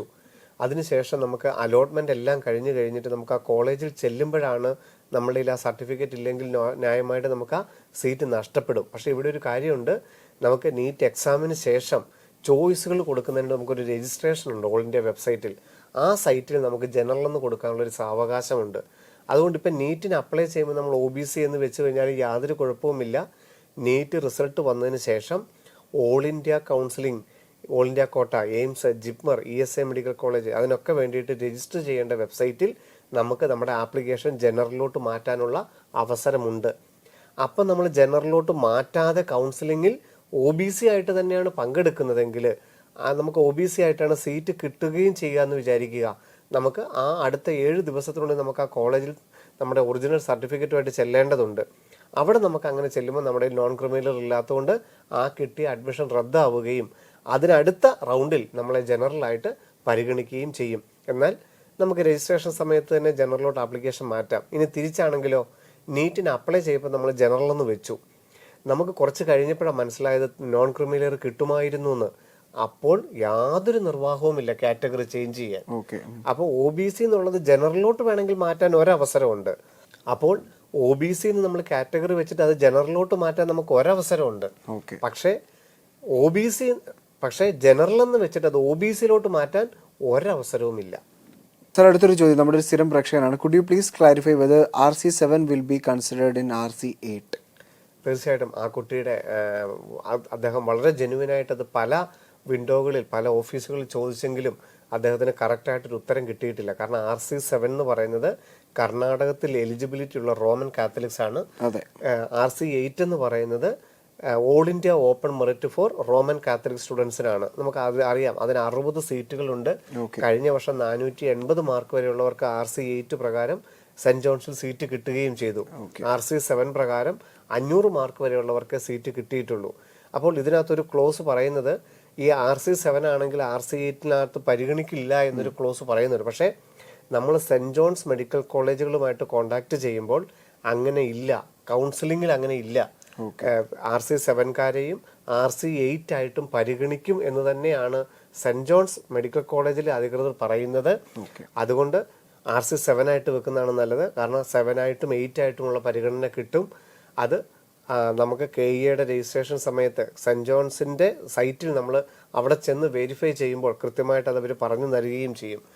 അതായത് താങ്കൾ ഇപ്പോൾ വെരിഫിക്കേഷൻ കഴിഞ്ഞിട്ട് നമുക്ക് നീറ്റ് റിസൾട്ട് വന്നതിന് ശേഷം സെന്റ് ജോൺസിന്റെ കർണാടകയിൽ ബാംഗ്ലൂരിൽ നമ്മൾ ചെന്നിട്ട് നേരിട്ടൊരു വെരിഫിക്കേഷൻ സമയത്ത് അത് കൃത്യമായി മനസ്സിലാക്കി കൊടുക്കാനുള്ള സാവകാശം ഉണ്ട് താനും. ഇപ്പോൾ RC7 വെച്ച് ചെയ്യുന്നതാണ് താങ്കൾക്ക് നല്ലത്. സർ, അതുപോലെ നോൺ ക്രിമിനൽ സർട്ടിഫിക്കറ്റ് ലഭിക്കുന്നതിന് ഗവൺമെന്റ് ജോബിൽ കയറുമ്പോഴുള്ള സാലറി അല്ലേ പരിഗണിക്കുന്നത്? ആപ്ലിക്കേഷൻ ഫില്ല് ചെയ്യുമ്പോൾ പേരന്റിന്റെ ഇൻകം ചോദിക്കുന്നുണ്ടല്ലോ, അവിടെ നിലവിലെ വരുമാനമല്ലേ കൊടുക്കേണ്ടത്? ഇദ്ദേഹം ചോദിച്ചിരിക്കുന്നത് നോൺ ക്രിമിനൽ സർട്ടിഫിക്കറ്റിന്റെ ഈ വരുമാന പരിധി തീരുമാനിക്കുന്നത് എപ്പോഴാണെന്ന്, അല്ലെങ്കിൽ ഏത് ശമ്പളം വെച്ചിട്ടാണ് എന്നുള്ളതാണ് ചോദിക്കുന്നത്. നമുക്ക് ആ സാമ്പത്തിക വർഷത്തെ, ഇപ്പൊ 2024 നമുക്കിത് വേണ്ടത്, അപ്പൊ 23-24 സാമ്പത്തിക വർഷം നമ്മൾ നോൺ ക്രിമിനൽ ആയിരുന്നു എന്ന് തന്നെയാണ് നോക്കുന്നത്. അപ്പൊ ഈ വർഷത്തെ നമ്മളുടെ ശമ്പള വരുമാനം തന്നെയാണ് നോക്കുന്നത്.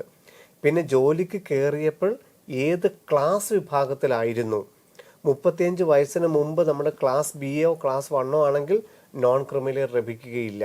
35 വയസ്സിന് ശേഷമാണ് നമുക്ക് ഗസറ്റ് റാങ്കിലോട്ട് നമ്മൾ നേരിട്ട് പ്രവേശനം നേടുകയാണെങ്കിൽ നമുക്ക് കിട്ടുകയില്ല.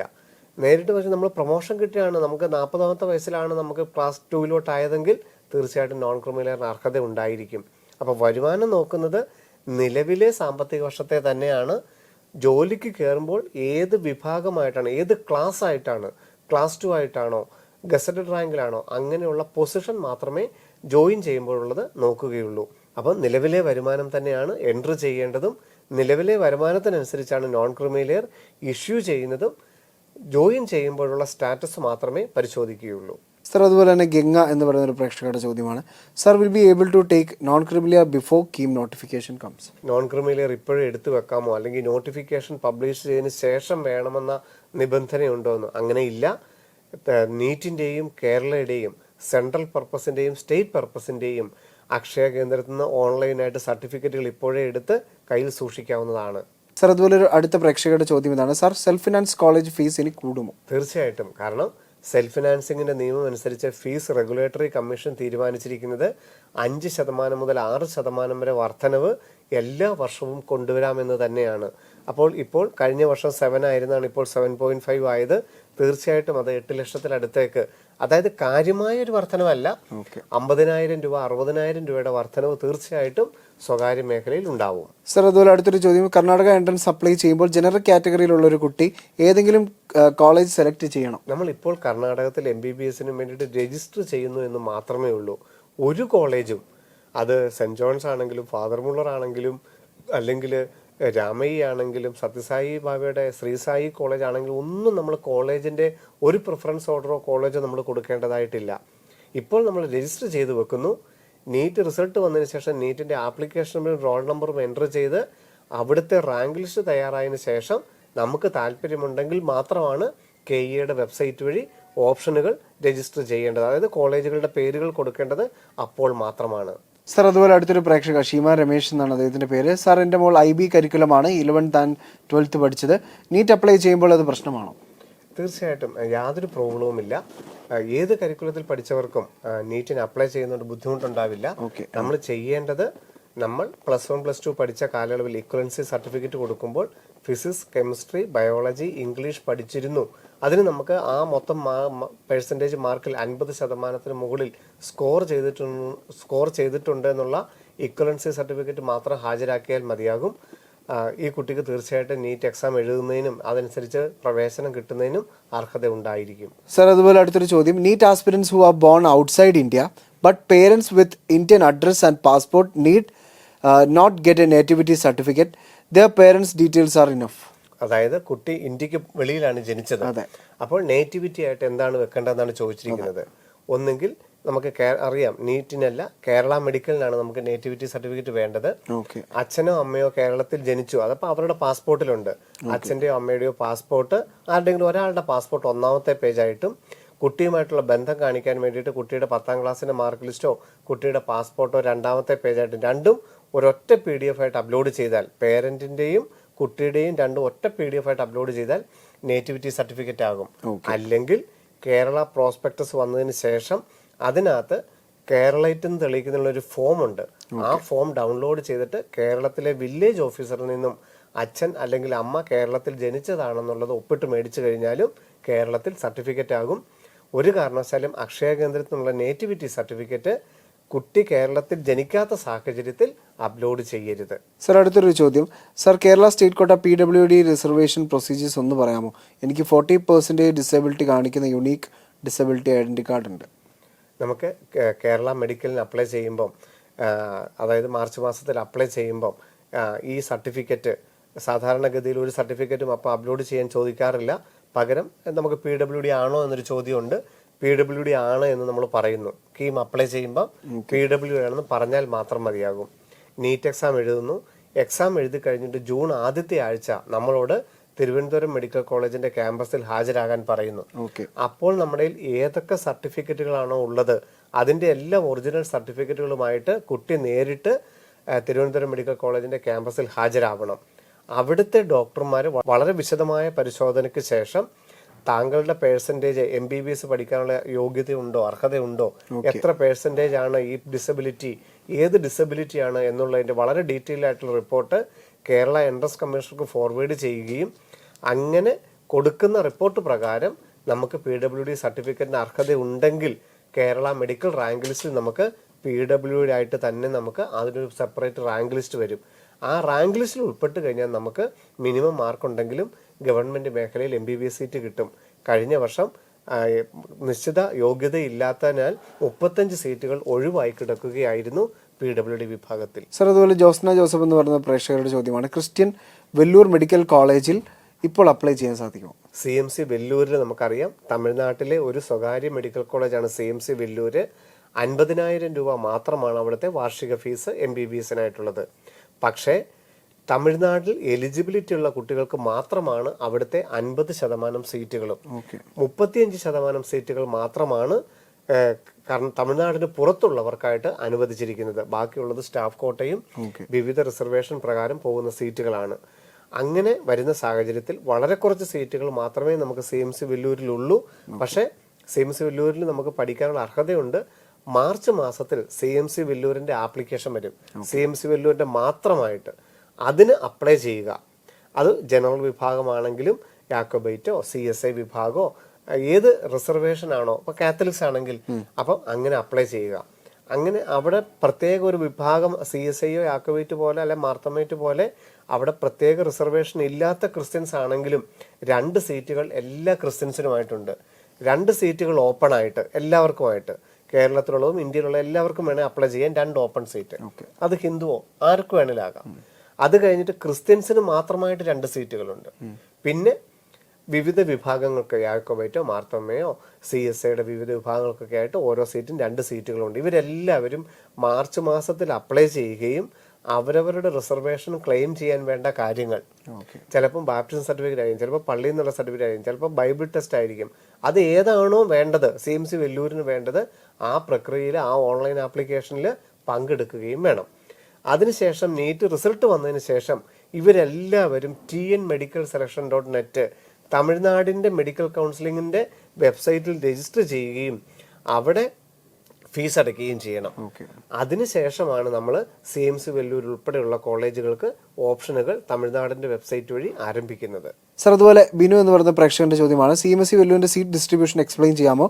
കേരളത്തിൽ നിന്നുള്ള RC കാറ്റഗറിയിലുള്ള കുട്ടിക്ക് ഓപ്പൺ കോട്ടയിലുള്ള 2 സീറ്റുകൾക്ക് മാത്രമേ അർഹതയുള്ളൂ.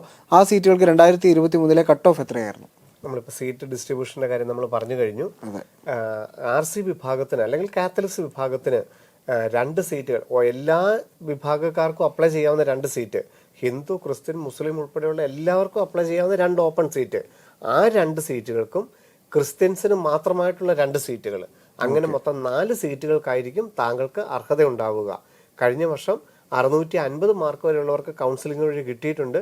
പിന്നീട് അതിന് അല്പം മാർക്ക് താന്നു പോയിട്ടുണ്ടെങ്കിലും ഏതാണ്ട് ഒരു 650 മാർക്കെങ്കിലും ഉണ്ടെങ്കിൽ മാത്രമേ നമുക്ക് ഈ 4 സീറ്റിൽ കിട്ടുകയുള്ളൂ. 680 മാർക്കെങ്കിലും ഉണ്ടെങ്കിൽ മാത്രമേ നമുക്ക് ഓപ്പൺ വിഭാഗത്തിൽ CMC വെല്ലൂരിൽ പ്രവേശനം ലഭിക്കുകയുള്ളൂ. സർ, അതുപോലെ അടുത്തൊരു ചോദ്യം, സാർ OECയിൽ ഉൾപ്പെടുന്നതിന് non criminal certificate village officer sign ചെയ്താൽ മതിയോ? കേരള മെഡിക്കലിലാണ് നമുക്ക് OEC റിസർവേഷൻ ഉള്ളത്. അപ്പൊ കേരളത്തിലെ വില്ലേജ് ഓഫീസർ എന്നുള്ള നോൺ ക്രിമിനൽ സർട്ടിഫിക്കറ്റും 6 ലക്ഷത്തിൽ താഴെയുള്ള വരുമാന സർട്ടിഫിക്കറ്റും അപ്ലോഡ് ചെയ്യുമ്പോഴാണ് OEC റിസർവേഷൻ ലഭ്യമാകുന്നത്. 6 ലക്ഷത്തിന് മുകളിലാണെന്നുണ്ടെങ്കിൽ OBC ആയിട്ട് സീറ്റ് കിട്ടും, പക്ഷെ ഫീസ് കൺസെഷൻ ലഭ്യമാവുകയില്ല. സർ, അതുപോലെ തന്നെ ഒരു വിദ്യാർത്ഥിയുടെ ചോദ്യമാണ്, സർ 2024 നീറ്റ് എക്സാം അറ്റൻഡ് ആകുന്ന കുട്ടി 2024 ഐസർ എക്സാം അപ്ലൈ ചെയ്യാമോ? ഏജ് 20. Please reply. ഇത് 2 ചോദ്യം തമ്മിൽ യാതൊരു ബന്ധവുമില്ല. അതായത് നീറ്റ് എക്സാമും ഐസറുമായിട്ട് യാതൊരു ബന്ധവുമില്ല. നീറ്റ് എക്സാം എഴുതുന്ന എല്ലാവർക്കും ഐസറിന് അപ്ലൈ ചെയ്യാം. പക്ഷെ ഐസറിന്റെ നിയമം അനുസരിച്ച് 2023 +2 പാസ്സായയാൾക്കും 24 ബോർഡ് എക്സാം എഴുതുന്നവർക്കും മാത്രമേ പറ്റുകയുള്ളൂ. 20 വയസ്സായി എന്നുള്ളതല്ല, +2 എന്നാണ് കഴിഞ്ഞതെന്നുള്ളത് മാത്രമാണ് നോക്കുന്നത്.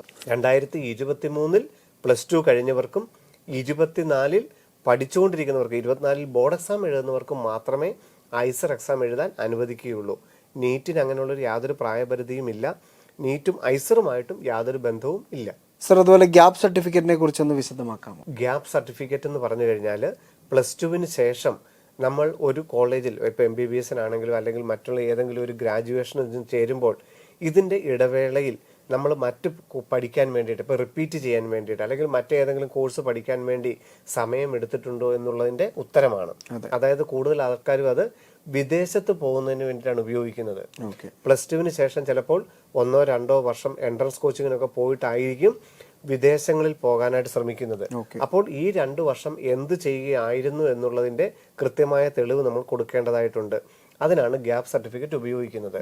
സാധാരണഗതിയിൽ MBBS അഡ്മിഷനുമായി ബന്ധപ്പെട്ട് ഗ്യാപ് സർട്ടിഫിക്കറ്റിന്റെ യാതൊരുവിധ ആവശ്യവുമില്ല. അതായത് റിപ്പീറ്റ് ചെയ്യുന്ന എല്ലാവരും ഗ്യാപ് സർട്ടിഫിക്കറ്റ് കയ്യിൽ കരുതേണ്ടതായിട്ടില്ല. ഇനി ഗ്യാപ് സർട്ടിഫിക്കറ്റ് വേണ്ട പ്രവേശനം, MBBS പ്രവേശനം, ഒന്ന് AFMC MBBS. അത് അവിടുത്തെ നോട്ടറി അവിടെ നിന്ന് തന്നെ തയ്യാറാക്കി തരുന്നതാണ്. നമ്മൾ AFMCയിൽ ചെന്നാൽ മതിയാകും, അവിടെ നിന്ന് തന്നെ അത് മുദ്രപത്രത്തിൽ തയ്യാറാക്കി തരും.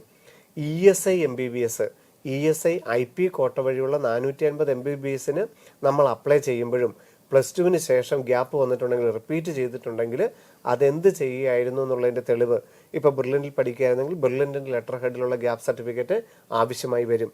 ഇതല്ലാതെ all India quota, AIIMS, JIPMER, deemed medical college, കേരളത്തിലെ ഗവൺമെന്റ്, കേരളത്തിലെ സ്വകാര്യ മെഡിക്കൽ കോളേജുകൾ, അഗ്രികൾച്ചർ, വെറ്റിനറി, ICAR, ഇതിനൊന്നും ഗ്യാപ് സർട്ടിഫിക്കറ്റ് എന്നൊരു ചോദ്യമില്ല.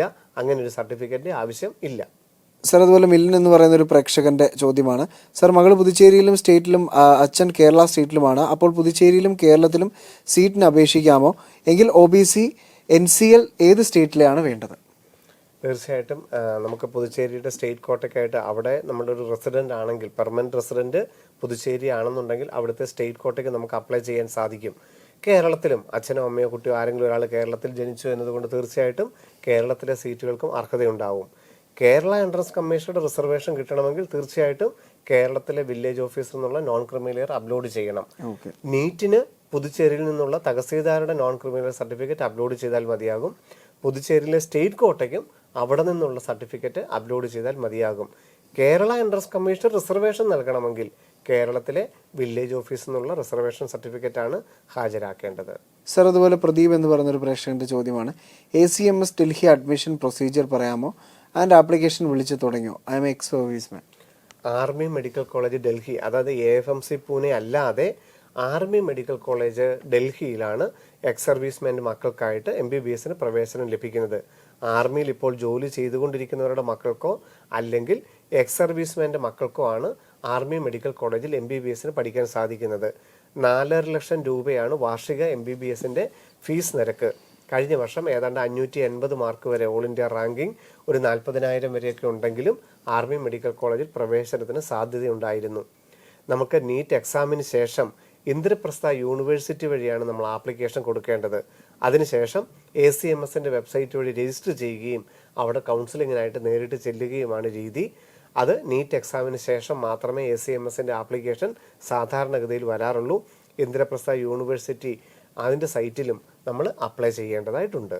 സർ, ആഷി ടോമി എന്ന് പറയുന്ന പ്രേക്ഷകരുടെ ചോദ്യമാണ്. നമ്മുടെ NMCയുടെ പുതിയ ഒരു നിയമപ്രകാരം അദ്ദേഹം ചോദിച്ചിരിക്കുന്ന ചോദ്യം ഇങ്ങനെയാണ്: ഫിസിക്സ്, കെമിസ്ട്രി, മാത്സ് എടുത്ത വിദ്യാർത്ഥികൾക്ക് നീറ്റിന് അപ്ലൈ ചെയ്യാൻ പറ്റുമോ? അതായത് 2023 വരെ ഫിസിക്സ്, കെമിസ്ട്രി, ബയോളജി അല്ലെങ്കിൽ ബയോടെക്നോളജി പ്ലസ് ഇംഗ്ലീഷ് 2 വർഷത്തെ റെഗുലർ ബാച്ചിൽ പഠിച്ചവർക്ക് മാത്രമേ നീറ്റ് പ്രവേശനം സാധ്യമായിരുന്നുള്ളൂ. എന്നാൽ കഴിഞ്ഞ ജൂണിൽ 2023 ജൂണിൽ സുപ്രീം കോടതിയുടെ ഒരു വേർഡിക്ഷൻ പ്രകാരം അതിന് നിയമത്തിന് മാറ്റം വരുത്തുകയും പ്രൈവറ്റായിട്ട് പഠിച്ച കുട്ടികളെയും നീറ്റ് എക്സാമിന് അംഗീകരിക്കണമെന്ന ശുപാർശ വെക്കുകയും ഉണ്ടായി. അതായത് ഫിസിക്സ്, കെമിസ്ട്രി, ബയോളജി ഈ വിഷയങ്ങളിൽ ഏതിലെങ്കിലും ഒന്ന് +1 +2 പഠിക്കാത്ത ഒരു സാഹചര്യത്തിൽ ആ സബ്ജക്ട് പ്രൈവറ്റായിട്ട് പഠിച്ചിട്ടാണെങ്കിലും തീർച്ചയായിട്ടും നീറ്റിന് അർഹത ഉണ്ടായിരിക്കും. അപ്പം ഇദ്ദേഹം ചോദിച്ചത് ഫിസിക്സ്, കെമിസ്ട്രി, മാത്തമാറ്റിക്സ് ആണ് പഠിച്ചതെങ്കിൽ നീറ്റ് എഴുതാനാവില്ല. ബയോളജി അഡീഷണൽ ആയിട്ട് പഠിച്ചിരിക്കണം. Physics, chemistry, mathematics plus English ഉണ്ടെന്ന് പറഞ്ഞാൽ ഒരിക്കലും നീറ്റിന് അർഹത ഉണ്ടാവില്ല. ബയോളജി വേണം. അത് പ്രൈവറ്റായിട്ട് പഠിച്ചു കഴിഞ്ഞിട്ട് തീർച്ചയായിട്ടും നീറ്റിന് അപ്ലൈ ചെയ്യുകയും പ്രവേശനം നേടുകയും ചെയ്യാം. സർ, അടുത്തൊരു ചോദ്യം വരുന്നത്: what are the advantages if we submit EWS from tahsildar? നീറ്റിന് ഓൾ ഇന്ത്യ തലത്തിൽ പ്രവേശനം ലഭിക്കുമ്പോൾ 10% റിസർവേഷനാണ് EWS സർട്ടിഫിക്കറ്റ് കൊണ്ട് ലഭ്യമാകുന്നത്. ഇപ്പോൾ ഏറ്റവും അവസാനത്തെ റാങ്ക് നോക്കിക്കഴിഞ്ഞാൽ ഓൾ ഇന്ത്യ കോട്ടയിൽ 23,500 ഓൾ ഇന്ത്യ റാങ്ക് വരെയുള്ള ജനറൽ വിഭാഗത്തിനോ OBC വിഭാഗത്തിനോ നമുക്ക് ഇന്ത്യയിൽ എവിടെയെങ്കിലും ഒരു ഗവൺമെന്റ് MBBS സീറ്റ് കിട്ടിയിട്ടുള്ളൂ. എന്നാൽ EWS കാറ്റഗറി പ്രകാരം 25,600 ഓൾ ഇന്ത്യ റാങ്ക് വരെ ഉള്ളവർക്കും ഗവൺമെന്റ് മേഖലയിൽ MBBS പ്രവേശനം കിട്ടി. ഓക്കെ. അപ്പം തഹസീൽദാരും EWS ഉണ്ടായതുകൊണ്ട് ഓൾ ഇന്ത്യ റാങ്കിങ്ങിൽ ഒരു 2000 റാങ്കിങ്ങിന്റെ പ്രയോജനം ആ കുട്ടികൾക്ക് ലഭ്യമായി. കുറേ കൂടെ ബെറ്റർ ആയിട്ടുള്ള ഒരു കോളേജിൽ പ്രവേശനം സാധ്യതയും ഉണ്ടായി. എയിംസ്, ഡൽഹി, ജിപ്മർ അതുപോലുള്ളിടത്തൊക്കെ ലാസ്റ്റ് റാങ്ക് നമുക്ക് നോക്കിക്കഴിഞ്ഞാൽ ജനറൽ വിഭാഗത്തിനേക്കാളും വലിയ വ്യത്യാസത്തിൽ തന്നെ അല്പം റാങ്ക് കുറഞ്ഞ കുട്ടികൾക്കും EWS വിഭാഗത്തിന് പ്രവേശനം കിട്ടിയതായിട്ട് നമുക്ക് കാണാനായിട്ട് സാധിക്കും. അപ്പം ഒരു ഉയർന്ന കോളേജ് കിട്ടാനായിട്ട് തീർച്ചയായിട്ടും തഹസീൽദാരിന് EWS സർട്ടിഫിക്കറ്റ് ഉണ്ടെങ്കിൽ നമുക്ക് സാധ്യമാകും. ഇനി ESIയുടെ കാര്യം എടുത്തു കഴിഞ്ഞാലോ 63,000 ഓൾ ഇന്ത്യ റാങ്ക് വരെയാണ് ESIയിൽ ജനറൽ വിഭാഗത്തിന് സീറ്റ് കിട്ടിയതെങ്കിൽ EWS കാറ്റഗറി അനുസരിച്ച് 84,000 ഓൾ ഇന്ത്യ റാങ്ക് വരെ 500 മാർക്കുള്ളവർക്കും EWS റിസർവേഷൻ അനുസരിച്ച് ESI മെഡിക്കൽ കോളേജിൽ പ്രവേശനം കിട്ടി 24,000 രൂപ വാർഷിക ഫീസിന്. അപ്പം തഹസീൽദാരിന് EWS സർട്ടിഫിക്കറ്റ് കിട്ടാനുള്ള ഒരു സാധ്യത ഉണ്ടെങ്കിൽ തീർച്ചയായിട്ടും അതിന് അപ്ലൈ ചെയ്യേണ്ടതാണ്. സാർ, അതുപോലെ സോഫിയ എന്ന് പറയുന്ന പ്രേക്ഷകരുടെ ചോദ്യമാണ്. സാർ, ഞാൻ OEC ആണ്, എന്ത് ചെയ്യണം ഓൾ ഇന്ത്യയിൽ അഡ്മിഷൻ നേടാൻ? OEC വിഭാഗം കേരളത്തിൽ മാത്രം ഒതുങ്ങുന്ന ഒരു റിസർവേഷൻ കാറ്റഗറിയാണ്. OEC ആണ് താങ്കൾക്ക് തഹസീൽദാരിൽ നിന്ന് OBC നോൺ ക്രിമിനൽ കിട്ടുമെങ്കിൽ നീറ്റിന് OBC എന്ന് വെക്കുകയും OBCക്ക് അനുസരിച്ച് താങ്കൾക്ക് നീറ്റിന് ഓൾ ഇന്ത്യ തലത്തിൽ പ്രവേശനം നേടുകയും ചെയ്യാം. അവിടെ എല്ലാം താങ്കൾ ഫീസ് കൊടുക്കേണ്ടതായിട്ട് വരും. All India quota, AIIMS, JIPMER, ESI, deemed medical കോളേജുകളിലൊക്കെ നമ്മൾ ഫീസ് കൊടുത്ത് പഠിക്കേണ്ടതായിട്ട് വരും. എന്നാൽ കേരള മെഡിക്കലിന് നമ്മൾ OEC റിസർവേഷൻ ഉണ്ട്. അവിടെ നമുക്ക് സീറ്റ് OBC ആയിട്ട് കിട്ടും. വില്ലേജ് ഓഫീസിൽ നിന്നുള്ള OBC നോൺ ക്രിമിനൽ മതി. 6 ലക്ഷത്തിൽ താഴെയാണ് വരുമാനമെങ്കിൽ നമുക്ക് ട്യൂഷൻ ഫീസ് ഇല്ലാതെ പഠിക്കാൻ പറ്റും എന്നുള്ളതാണ് കേരളത്തിൽ മാത്രം, കേരള എൻട്രൻസ് കമ്മീഷൻ വഴി മാത്രം പ്രവേശനം നേടിയാലുള്ള പ്രത്യേകത. സാർ, അതുപോലെ ഒരു പ്രേക്ഷകരുടെ ചോദ്യം. Sir, how many seats for LC in CMC Vellore? What all certificate required? Latin Catholics വിഭാഗത്തിന് CMC വെല്ലൂരിന്റെ സീറ്റ് ഡിസ്ട്രിബ്യൂഷനാണ് ചോദിച്ചിരിക്കുന്നത്. ലാറ്റിൻ കാത്തലിക്സിന് മാത്രമായി CMC വെല്ലൂരിൽ സീറ്റ് ഇല്ല. ഓപ്പൺ കോട്ടയിലുള്ള 2 സീറ്റും എല്ലാ ക്രിസ്ത്യൻ വിഭാഗത്തിനുമായിട്ടുള്ള 2 സീറ്റ്, അങ്ങനെ മൊത്തം 4 സീറ്റുകൾ മാത്രമാണ് ലാറ്റിൻ കാത്തലിക്സിന് CMC വെല്ലൂരിൽ ലഭ്യമാവുക. ഓക്കെ. സാർ, അതുപോലെ ഷീബ സാബു എന്ന് പറയുന്നൊരു പ്രേക്ഷകരുടെ ചോദ്യമാണ്. സാർ, കുട്ടിയുടെ പിതാവ് ESI ഉള്ള ഒരു ജോലി ചെയ്തു വരികയായിരുന്നു. ഇപ്പോൾ വിദേശത്ത് പോകേണ്ടി വരുന്നത് കൊണ്ട് ESI കട്ടാകും. ആ സ്ഥിതിക്ക് ESI ഇനി അപേക്ഷിക്കാൻ പറ്റുമോ? 2024 നീറ്റിന്റെ ഓൾ ഇന്ത്യ റാങ്ക് അനുസരിച്ച് 11 മെഡിക്കൽ കോളേജുകളുടെ 450 MBBS സീറ്റുകൾ ലഭ്യമാകണമെങ്കിൽ 2023 സെപ്റ്റംബർ മുതലെങ്കിലും ESIയുടെ സ്ഥിരം മെമ്പർ ആയിരിക്കണം, ലൈവ് മെമ്പർ ആയിരിക്കണം. ESI കട്ടാവാൻ പാടില്ല. നിലവിൽ ഇദ്ദേഹം ഇപ്പൊ വിദേശത്താണെങ്കിൽ ESI കട്ടായിട്ടുണ്ടാവും. ESI IP സർട്ടിഫിക്കറ്റ് ലഭ്യമാവുകയില്ല. സാർ, ആശ എന്ന് പറയുന്ന ഒരു പ്രേക്ഷകരുടെ ചോദ്യമാണ്. ഇൻകം സർട്ടിഫിക്കറ്റ് ആരുടെ പേരിലാണ് എടുക്കേണ്ടത്? നോർമലി നമുക്കറിയാം, നമുക്ക് അക്ഷയ കേന്ദ്രത്തിൽ അപ്ലൈ ചെയ്യുമ്പം ഇൻകം ഉള്ള ആൾ ആരാണോ അദ്ദേഹത്തിന്റെ പേരിലാണ് ഇൻകം കിട്ടുന്നത്. അപ്പം നോർമലി അച്ഛൻ അല്ലെങ്കിൽ അമ്മ അവരുടെ പേരിലായിരിക്കും ഇൻകം സർട്ടിഫിക്കറ്റ് കിട്ടുക. അതിനകത്ത് കുട്ടിയുടെ പേര് താഴെ ചേർത്തിട്ടുണ്ടായിരിക്കുമെന്ന് മാത്രം. ഇനി കുട്ടിയുടെ പേരിലാണ് ഇൻകം സർട്ടിഫിക്കറ്റ് കിട്ടിയതെന്നുള്ളതുകൊണ്ട് യാതൊരു കുഴപ്പവുമില്ല. അതിനകത്ത് അച്ഛന്റെ പേരും അല്ലെ അമ്മയുടെ പേരും ഉൾപ്പെടുത്തിയിരുന്നാൽ മാത്രം മതിയാകും. കാരണം ഇൻകം സർട്ടിഫിക്കറ്റ് വെച്ചിട്ട് നമുക്കൊരു ബെനിഫിറ്റ് തീർത്തും തന്നെ ഇല്ല. എഞ്ചിനീയറിംഗ് വിഭാഗത്തിനാണെങ്കിൽ ഫീസ് കുറവുണ്ട് എന്നുള്ളതല്ലാതെ, അല്ലെങ്കിൽ OEC വിഭാഗമാണെങ്കിൽ അല്പം റിസർവേഷൻ ഉണ്ട് എന്നുള്ളതല്ലാതെ ഇൻകം സർട്ടിഫിക്കറ്റ് വെച്ച് യാതൊരുവിധ ബെനിഫിറ്റും നമുക്ക് നിലവിലില്ലാത്തതിനാൽ അത് വലിയൊരു പ്രധാനപ്പെട്ട സർട്ടിഫിക്കറ്റ് അല്ല. പക്ഷേ ഇൻകം സർട്ടിഫിക്കറ്റ് ആരുടെ പേരിൽ എന്നുള്ളതിന് നമുക്കത് ആ പ്രയോജനം കിട്ടാതെ വരികയും ഇല്ല. അത് അച്ഛൻ്റെ പേരിലോ അമ്മയുടെ പേരിലോ കുട്ടിയുടെ പേരിലോ ആരുടെ പേരാണെങ്കിലും ബാക്കിയുള്ള പേര് അതിനകത്ത് ഉണ്ടായാൽ മതി. അച്ഛൻ്റെ പേരാണെങ്കിൽ കുട്ടിയുടെ പേരും, കുട്ടിയുടെ പേരിലുള്ളതാണെങ്കിൽ അതിനകത്ത് അച്ഛൻ്റെ ഇൻകം ഉള്ളത് ആരാണോ അയാളുടെ പേരും അമ്മയോ അച്ഛനോ ആരുടെ പേരാണോ അത് ഉണ്ടായാൽ മാത്രം മതിയാകും. സർ, ജിബി ജോർജ് എന്ന് പറയുന്ന ഒരു പ്രേക്ഷകരുടെ ചോദ്യമാണ്. കുട്ടി ഇറ്റലിയിൽ ജനിച്ചു, +2 വരെ കേരളത്തിൽ പഠിച്ചു. മാതാപിതാക്കൾ 2 പേരും കേരളത്തിലാണ് ജനിച്ചത്. കീം അപ്ലൈ ചെയ്യുമ്പോൾ കേരളൈറ്റ് ആണോ നോൺ കേരളൈറ്റ് ആണോ ചെയ്യേണ്ടത്? പക്ഷേ എല്ലാവർക്കും ആ സംശയം അങ്ങ് വിട്ടുമാറുകയില്ല. കാരണം കേരളത്തിൽ നിന്നെല്ലാം പറിച്ചു മാറ്റപ്പെടുകയും വീണ്ടും കേരളത്തിലെ സീറ്റിന് വേണ്ടിയിട്ട് എങ്ങനെ അർഹത ഉണ്ടാകും എന്നുള്ളൊരു ചോദ്യം. അപ്പോൾ ഈ കാര്യത്തിൽ കുട്ടി +2 വരെ കേരളത്തിലാണ് പഠിച്ചത്. അതുകൊണ്ട് അവിടെ ഒരു സംശയത്തിന്റെ ആവശ്യമേ ഇല്ല. അച്ഛൻ, അമ്മ, കുട്ടി ഇവരാരെങ്കിലും ഒരാളെങ്കിലും കേരളത്തിൽ ജനിച്ചിട്ടുണ്ടെങ്കിൽ കേരളത്തിന്റെ മുഴുവൻ സീറ്റുകൾക്കും അർഹതയുണ്ടാവും. കേരളൈറ്റ് എന്ന് തന്നെയാണ് ഇദ്ദേഹം കേരള എൻട്രൻസ് കമ്മീഷണർ വെബ്സൈറ്റിൽ സർട്ടിഫിക്കറ്റ് അപ്ലോഡ് ചെയ്യേണ്ടതും കൊടുക്കേണ്ടതും. നോൺ കേരളൈറ്റ് എന്നല്ല കൊടുക്കേണ്ടത്. നോൺ കേരളൈറ്റ് എന്ന് കൊടുത്തു കഴിഞ്ഞാൽ സെൽഫ് ഫിനാൻസിങ് മേഖലയിലെ 15% സീറ്റുകൾക്കോ NRI സീറ്റുകൾക്കോ മാത്രമേ അർഹത ഉണ്ടാവുകയുള്ളൂ. സാർ, അതുപോലെ ജിജി തോമസ് എന്ന് പറയുന്ന പ്രേക്ഷകരുടെ ചോദ്യമാണ്, sir age limit for writing NEET 2024?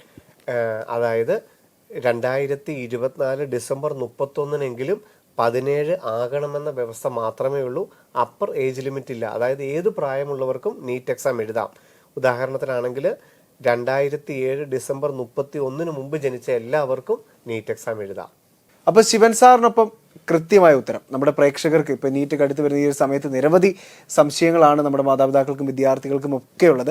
അപ്പോൾ അതിന് ഏറ്റവും ആധികാരികമായി തന്നെ ഉത്തരം തന്നുകൊണ്ട് തന്നെയാണ് ഈ പ്രോഗ്രാം മുന്നോട്ട് പോയിക്കൊണ്ടിരിക്കുന്നത്. അപ്പോൾ ഇനിയും നിങ്ങൾക്ക് ഒരുപാട് സംശയങ്ങൾ ഉണ്ടായിരിക്കും. കാരണം ഇനി അങ്ങോട്ട് വരുന്ന ആഴ്ചകളിലും മാസങ്ങളിലും ഒക്കെ ആയിട്ട് സാർ നീറ്റുമായി ബന്ധപ്പെട്ട ആപ്ലിക്കേഷൻ സമർപ്പിക്കേണ്ടത് ഒക്കെ ആയിട്ട് ബന്ധപ്പെട്ട്, അതിനൊക്കെ ഇപ്പം നമുക്ക് പറയുകയാണെന്നുണ്ടെങ്കിൽ നീറ്റ് മാത്രം നിങ്ങൾ നോക്കിയാൽ പോരാ, എല്ലാ പ്ലാനുകളും നമ്മൾ നോക്കി വെക്കണമെന്നുള്ളത് ഞങ്ങൾ വീണ്ടും അഭ്യർത്ഥിക്കുകയാണ്. കാരണം ജൂൺ ജൂലൈ മാസങ്ങളിൽ നമ്മുടെ കുട്ടികളെ നല്ലൊരു കോളേജുകളിൽ പ്രവേശനം നേടുന്നതിന് ധാരാളം പ്രവേശന പരീക്ഷകൾ ഇന്നുണ്ട്.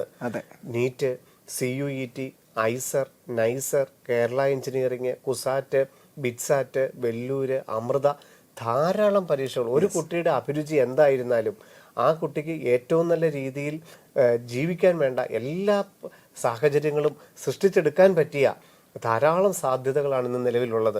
അതുകൊണ്ട് ഓരോരുത്തരുടെയും അഭിരുചി എന്താണോ അതിനനുസരിച്ച് 4 or 5 പ്രവേശന പരീക്ഷകൾക്കെങ്കിലും കുട്ടികളെ തയ്യാറാക്കണമെന്നൊരു അഭ്യർത്ഥനയും അതിനനുസരിച്ചുള്ള കമന്റുകൾ, അതിനനുസരിച്ച് നിങ്ങൾക്ക് എന്തെങ്കിലും സംശയമുണ്ടെങ്കിൽ തീർച്ചയായിട്ടും അതും കൂടെ ഉൾപ്പെടുത്തണമെന്നൊരു അഭ്യർത്ഥനയും കൂടി നമുക്ക് വെക്കേണ്ടതായിട്ടുണ്ട്. അപ്പോൾ ഇതുമായി ബന്ധപ്പെട്ട് ഇനി അങ്ങോട്ട് പ്രവേശന പരീക്ഷകളുടെ കാലഘട്ടമാണ്. അപ്പോൾ ശിവൻ സാർ പറഞ്ഞ പോലെ വിവിധ പ്രവേശന പരീക്ഷകളുണ്ട്. അപ്പോൾ ഇതുമായി ബന്ധപ്പെട്ട് എന്ത് സംശയങ്ങൾ വിദ്യാർത്ഥികൾക്കും മാതാപിതാക്കൾക്കും ഉണ്ടെങ്കിൽ കമന്റായി രേഖപ്പെടുത്തുക. അതിൽ ഏറ്റവും പ്രധാനപ്പെട്ട കമന്റ് എന്ന രീതിയിൽ ഞങ്ങൾ സെലക്ട് ചെയ്യപ്പെടുന്ന കമന്റുകൾക്ക് തീർച്ചയായിട്ടും മറുപടി ഉണ്ടാവും. മാക്സിമം കമന്റുകളിലേക്ക് തന്നെ ഞങ്ങൾ എത്താൻ ശ്രമിക്കുന്നുണ്ട്. അപ്പോൾ ഞങ്ങൾ ഇന്ന് ഏറ്റവും ശ്രദ്ധാപൂർവ്വം കേട്ടുകൊണ്ടിരുന്ന പ്രേക്ഷകർക്ക്, ഞങ്ങളുടെ മാതാപിതാക്കൾക്കും വിദ്യാർത്ഥികൾക്കും ഹൃദയം നിറഞ്ഞ നന്ദി. നമസ്കാരം. എൻട്രൻസ് സംബന്ധമായ വാർത്തകളും അപ്ഡേഷനുകളും ഏറ്റവും വേഗം ആധികാരികമായി അറിയാൻ ബ്രില്യൻറ്റ് സ്റ്റഡി സെന്റർ പാല യൂട്യൂബ് ചാനൽ സബ്സ്ക്രൈബ് ചെയ്യുക. ബെൽ ഐക്കൺ അമർത്തുക. ഈ വീഡിയോ മറ്റു സുഹൃത്തുക്കളിലേക്കും ഷെയർ ചെയ്ത് നൽകുക.